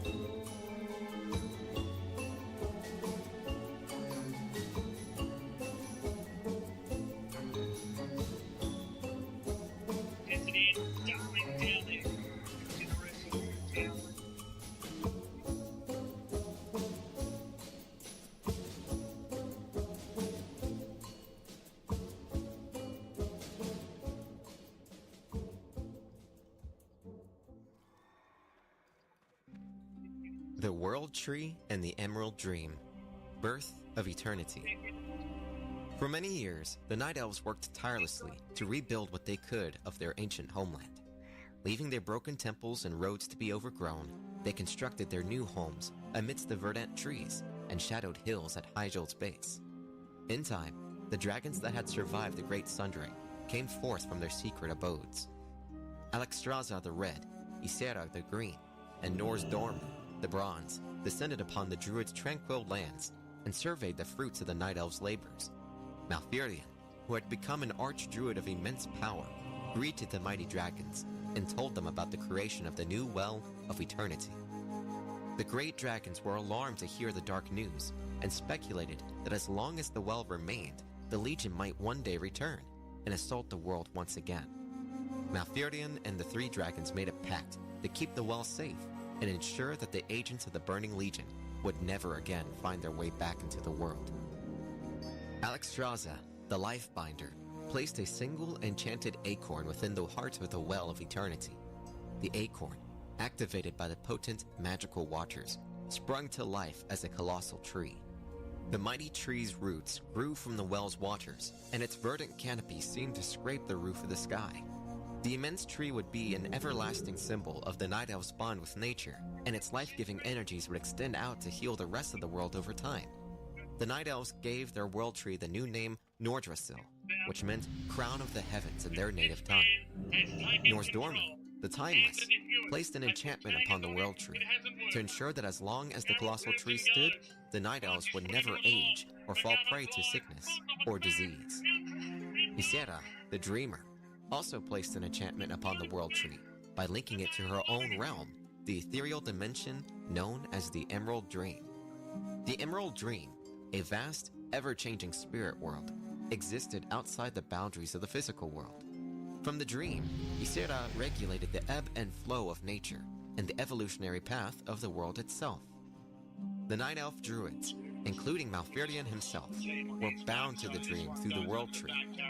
As part of the mystical pact, the Druids agreed to sleep for centuries at a time so that their spirits could roam the infinite paths of Ysera's dreamways. Though the Druids were grieved at the prospect of losing so many years of their lives to hibernation, they selflessly agreed to uphold their bargain with Ysera. Ladies, gents, and goblins, it's advertisement o'clock. Ever wondered how to get your stuff heard by folks who probably want to buy it? Everlook Broadcasting Co. is here for you. Now, let's get to the good stuff. The products you never knew you needed.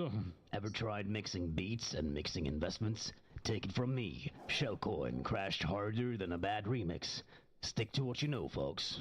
Is your goblin-made machinery acting up again? Fear not. With a Durotar Labor Union's Goblin Safety Whistle, you can alert everyone in a 10-mile radius. Earplugs and spontaneous running advised.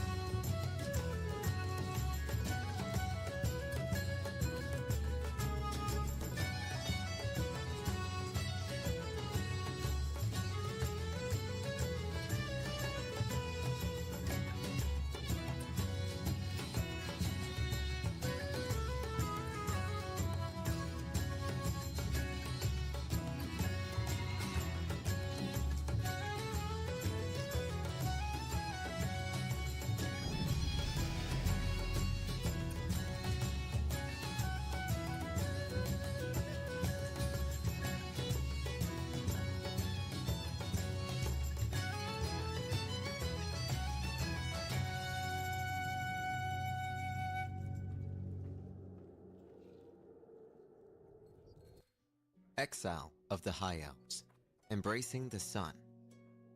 As the centuries passed, the Night Elves' new society grew strong and expanded throughout the budding forest that they came to call Ashenvale. Many of the creatures and species that were abundant before the Great Sundering, such as furbolgs and quillboars, reappeared and flourished in the land. Under the Druids' benevolent leadership, the Night Elves enjoyed an era of unprecedented peace and tranquility under the stars. However, many of the original Highborn survivors grew restless. Like Illidan before them, they fell victim to the withdrawal that came from the loss of their coveted magics. They were tempted to tap the energies of the Well of Eternity and exult in their magical practices. Dathramar, the brash, outspoken leader of the Highborn, began to mock the Druids publicly, calling them cowards for refusing to wield the magic that he said was theirs by right. Malfurion and the Druids dismissed Dathramar's arguments and warned the Highborn that any use of magic would be punishable by death. In an insolent and ill-fated attempt to convince the Druids to recede their law, Dathramar and his followers unleashed a terrible magical storm upon Ashenvale. The Druids could not bring themselves to put any of their kin to death, so they decided to exile the reckless Highborn from their lands. Dathramar and his followers, glad to be rid of their conservative cousins at last, boarded a number of specially crafted ships and set sail upon the seas.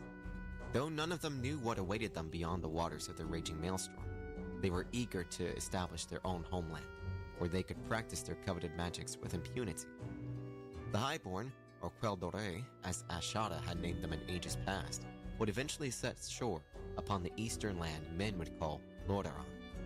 They planned to build their own magical kingdom, Quel'Thalas, and reject the Night Elves' precepts of moon worship and nocturnal activity. Forever after, they would embrace the sun and be known only as the High Elves.